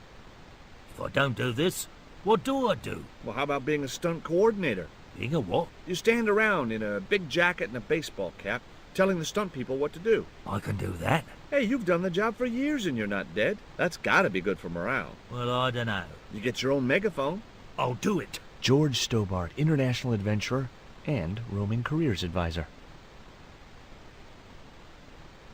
What films have you worked on in the past? Remember Death Stalker of the 10th grade? The psychotic biker what crashed into the school bus? That was me. Or what about They Prayed to Satan? I was the bloke in the hospital scene. You know, the one who caught fire, fell through the flipping skylight. I don't think I caught those. Must be cool getting to travel the world like this. Yeah, nice here, innit? My Beryl used to love the seaside. Day out at Clacton. Bloody smashing. A pint of jelly deals washed down with a bottle of brown. Quick feel on a big wheel and a stroll around the town. Course, them days, you could live like a flipping king on 10 bob a night. Tombola, frothy coffee at the cafe or the prom. You know, I don't have the faintest idea what you're talking about. I've had a great idea. How about you dress up as Jim Hawkins and climb up to that cave over there? What cave? That cave? You must think I'm balmy. I did me back in being chased by them hornets over that flaming stockade wall. No way am I going up there. Well, that narrowed the field.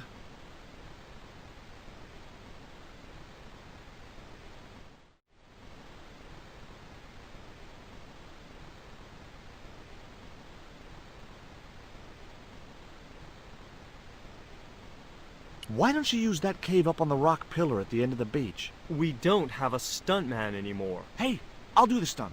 I appreciate the offer, but if you fall, you'll sue us. No, I won't. Everybody hear that? I heard it. Good enough, we're covered. Got any experience? Death-defying leaps, desperate fistfights, getting caught in explosions, you name it. Okay, people, move out. We're shooting the scene at the end of the beach. No, we're not. The camera's still bogged down. Shoot, I forgot about that.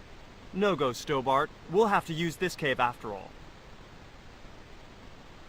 You don't look happy. Why should I be happy? Look at that cave. It's supposed to be where the treasure is. So? Look at it! It's crap! Does that look like the sort of place anybody would hide treasure? I should have had props build me a proper damn cave. A cinematic cave. What do you mean, a cinematic cave? One with drama. Danger. One that looks like the mouth of a big stone skull would be cool, but I'd settle for drama and danger.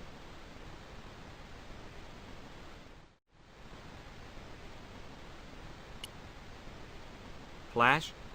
Yep. We can't film at the Needle Rock because the camera's bogged down, right? You got it, champ. So why can't we use the portable camera instead? You know, that's a pretty smart idea.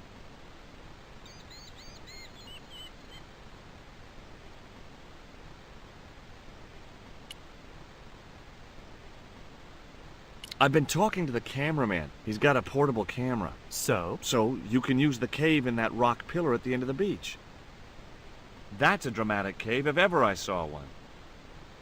We ain't got a stabilized harness for it. The camera will wobble. Did D.W. Griffiths have a stabilized harness when he made Birth of a Nation? You're right, damn it. Hitchcock, Wells, none of them needed one. For crying out loud, Sam Raimi stabilized his camera on a plank. Props, get me a plank. We're gonna wing it. Hot dog. We're gonna do a cinema verite pirate movie.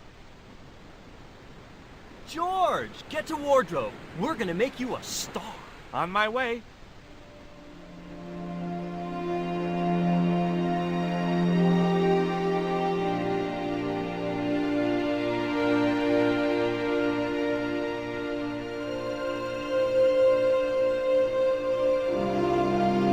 Ready when you are, Mr. Hawks.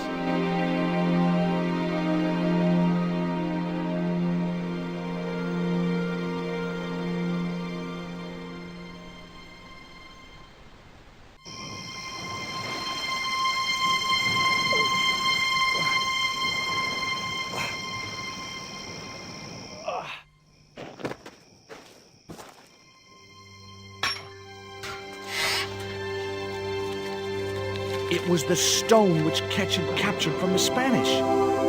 The Eagle Stone.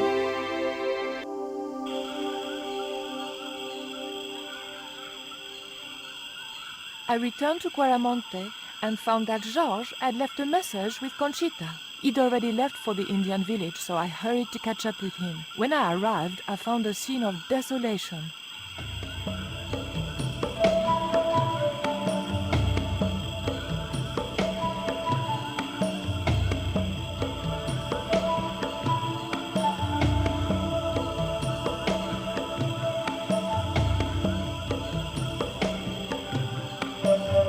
These sunglasses are Georges. Georges, where are you?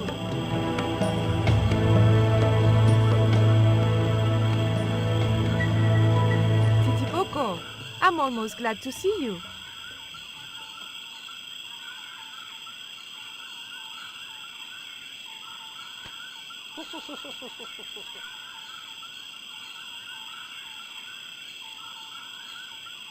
You little asshole, what happened here? Are you responsible for this? And where's Georges? Have you seen him? He was pointing to the remains of a burned-out hut.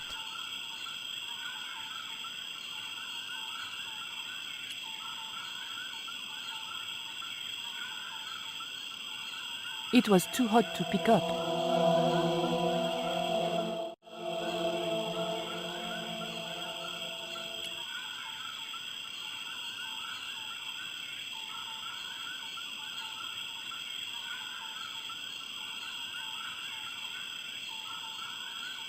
I just didn't have the strength to tip that barrel.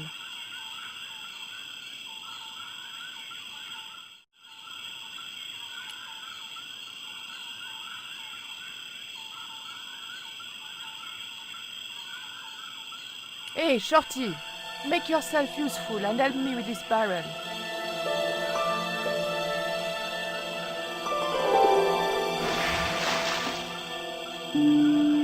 Thanks.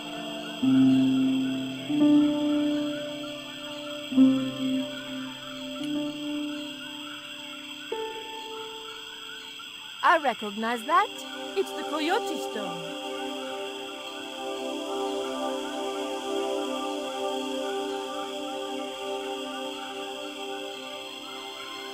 What is it? Where are you pointing?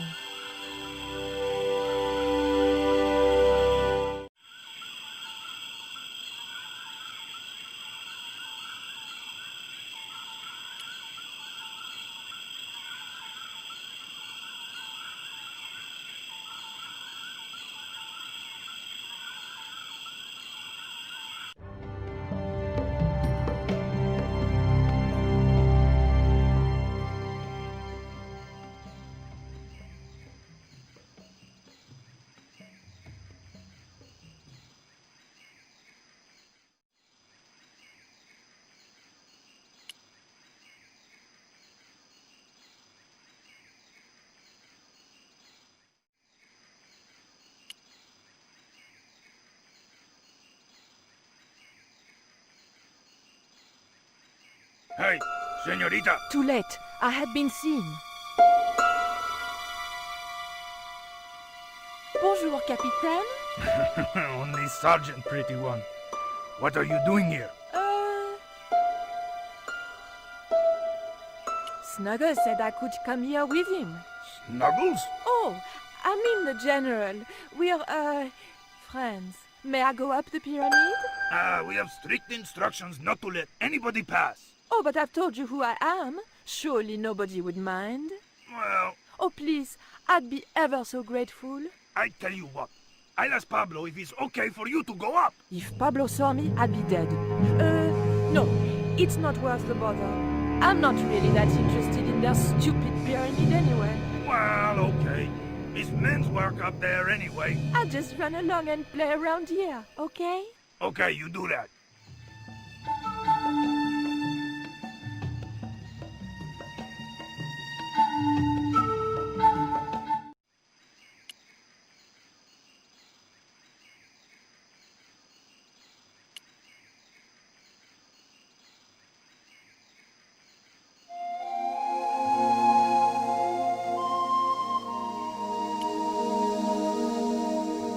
Titipoco, I have an important job for you.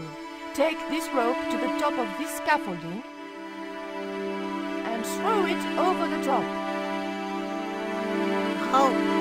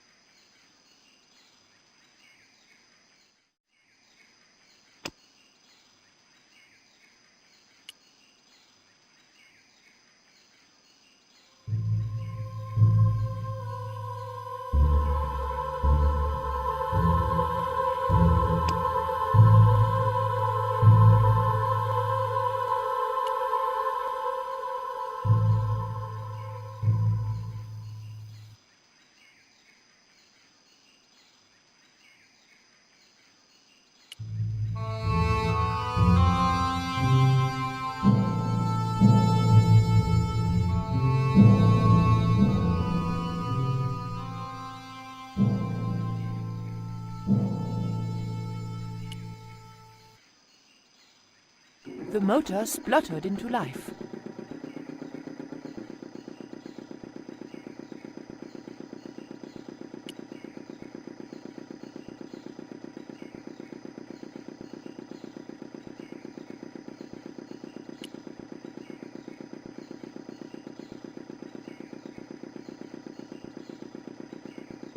Titipoco, when I tell you, I want you to copy what I am doing. Copy.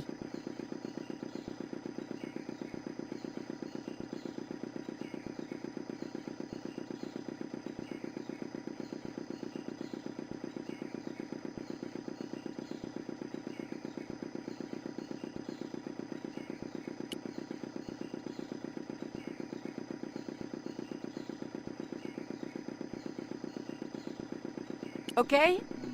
Copy.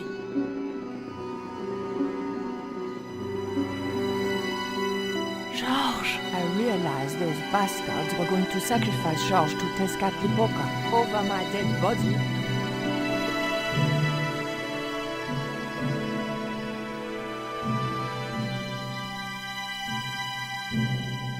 Thankfully, Georges was the only one to notice me. Where are they? The eclipse is about to happen. Patience. Your mother will be here soon and Karzak will be close behind. Just keep the Yankee covered and leave the worrying to others. Yeah, Raoul. The maniacs were going to sacrifice Georges! Shut up, Stobart! Just shut up! Calm down. He's no threat. Hey, Raoul, why don't you do us both a favor and shoot Pablo? You're very funny, Stobart. I haven't forgotten Marseille. When Karzak cuts your heart out, I'll be the one laughing. I'll bet I'm not the only one due for the chop around here either. Hey, Raoul? I'm warning you. Raoul was a bundle of raw nerves. I hoped Georges wouldn't push him too far.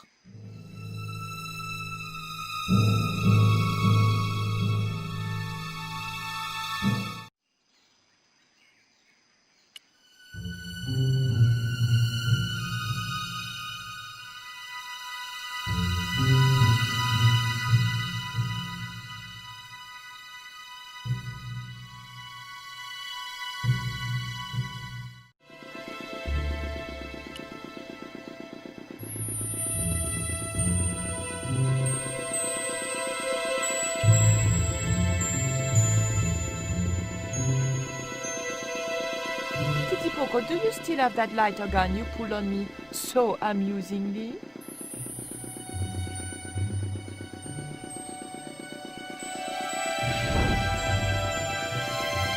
What's going on over there?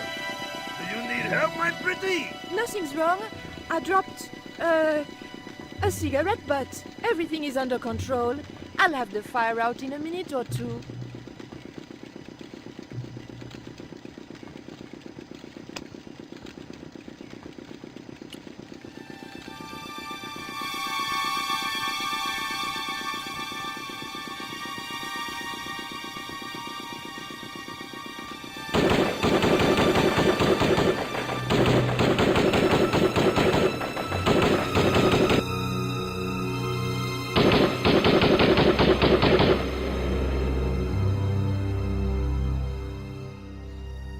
What's that? What's happening? Trouble. Give it up. The pyramid's surrounded. I'll find out what the trouble is. Watch Stobart doesn't pull any tricks. If he does, shoot him in the head, not through the heart. Why does it matter? He'll be dead either way. His heart belongs to Tezcatlipoca. That's not true. We just had dinner a couple of times.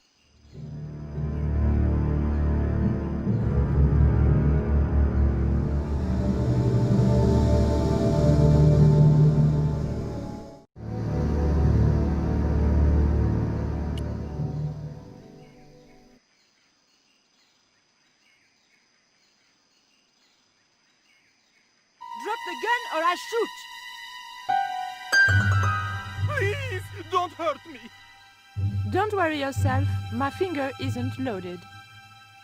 Nico, what are you doing here? Firstly, I'm going to set Georges free, and then screw up Karzak's scheme. No, I can't let you do that. Karzak has promised me power. Raoul, wake up. The only thing Karzak has on offer is death. You may want to ask Oublier, except you can't. Karzak murdered him. You're lying. Oubier's in Europe. Sure, he's in Europe. In London, on a mortuary slab with 2 bullet holes in him. But Karzak promised. When he frees Tezcatlipoca, we'll all be granted great power. Listen to her, Raoul. Karzak's insane. I don't know. I need to think. You've let your mother do your thinking for you up to now. You need to think for yourself. Your mother and Karzak think alike.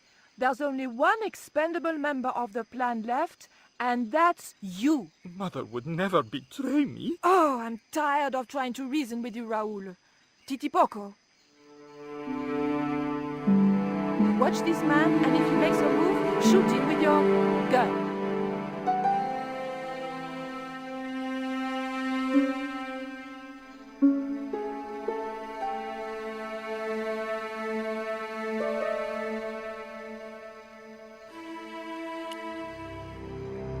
Hold still, Georges. I don't want to sacrifice you by accident.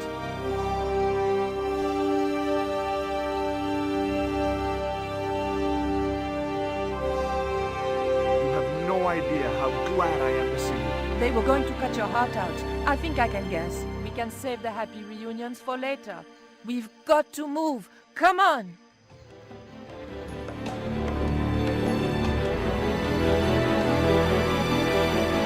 We're safe. This is a dead end. We're toast.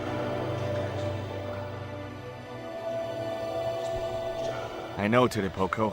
I'm not too happy here either. He knows this is Tezcatlipoca's pyramid. the house of the enemy. Well, we can't stay here like rats in a trap. And we can't go out the way we came in. It would be suicide. I'll have a look round. Maybe there's another way out. In the meantime...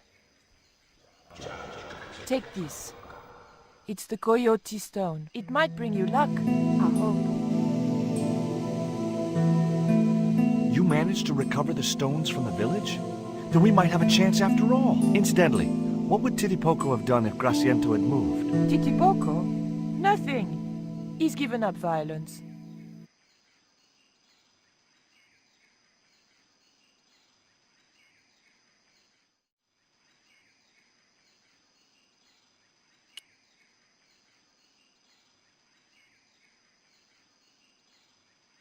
Oof! The lever was very difficult to move and appeared to do nothing anyway.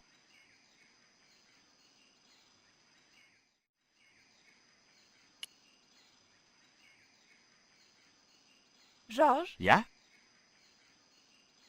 Georges, I can only pull one lever at a time, and I think we need to pull both together. Okay, I'm up for that.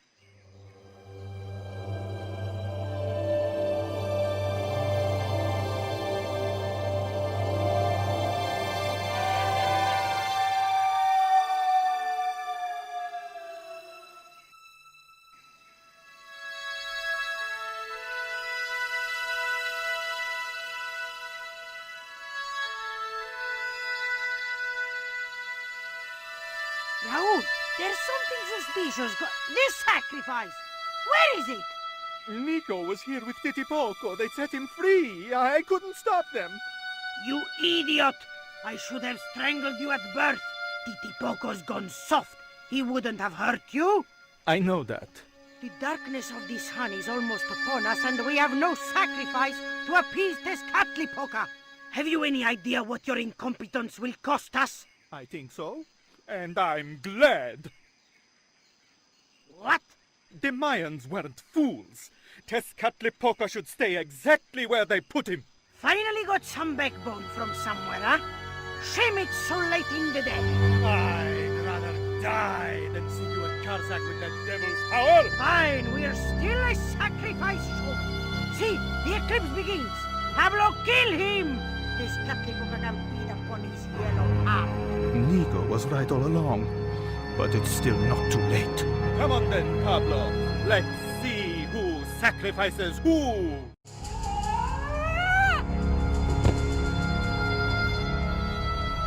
What place is this? I was in some sort of strange room. Tiles and dials.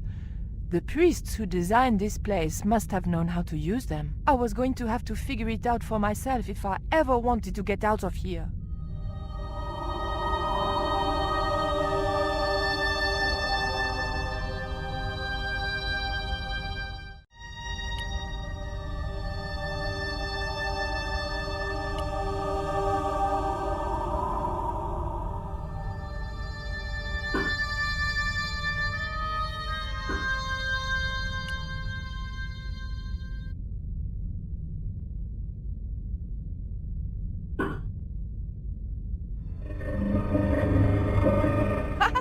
Et voilà! Georges once told me that there's an act to finding secret doors. I think I'm beginning to get the hang of it.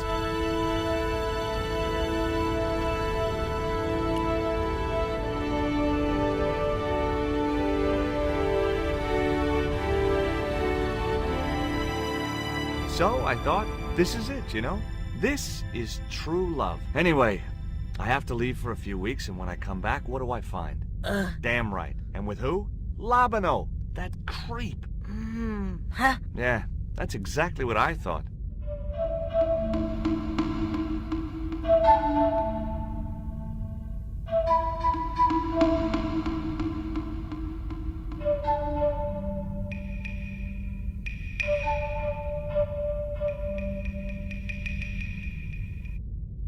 Oh, heck. Looks like another dead-end Titipoco. Any ideas?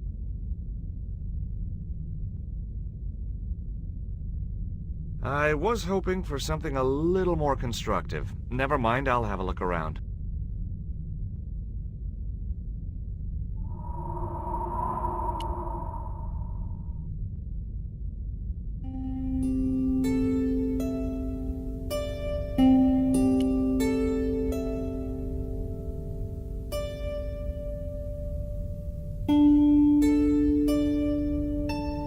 Look, I need to light this torch. Can you do something clever with a couple of sticks, or flint and tinder, or...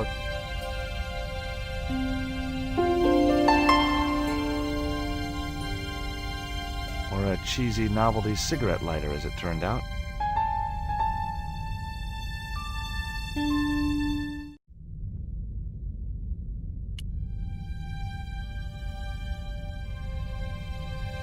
Well, there was nothing else to do around here, so I pulled the lever.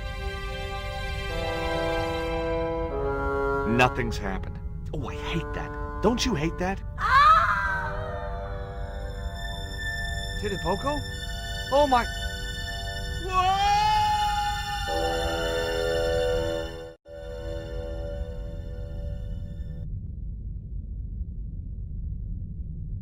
Great. I had no idea where I was, no idea where the others had got to, and time was running out to stop Karzak. Still, I wasn't dead yet, so it wasn't all bad news.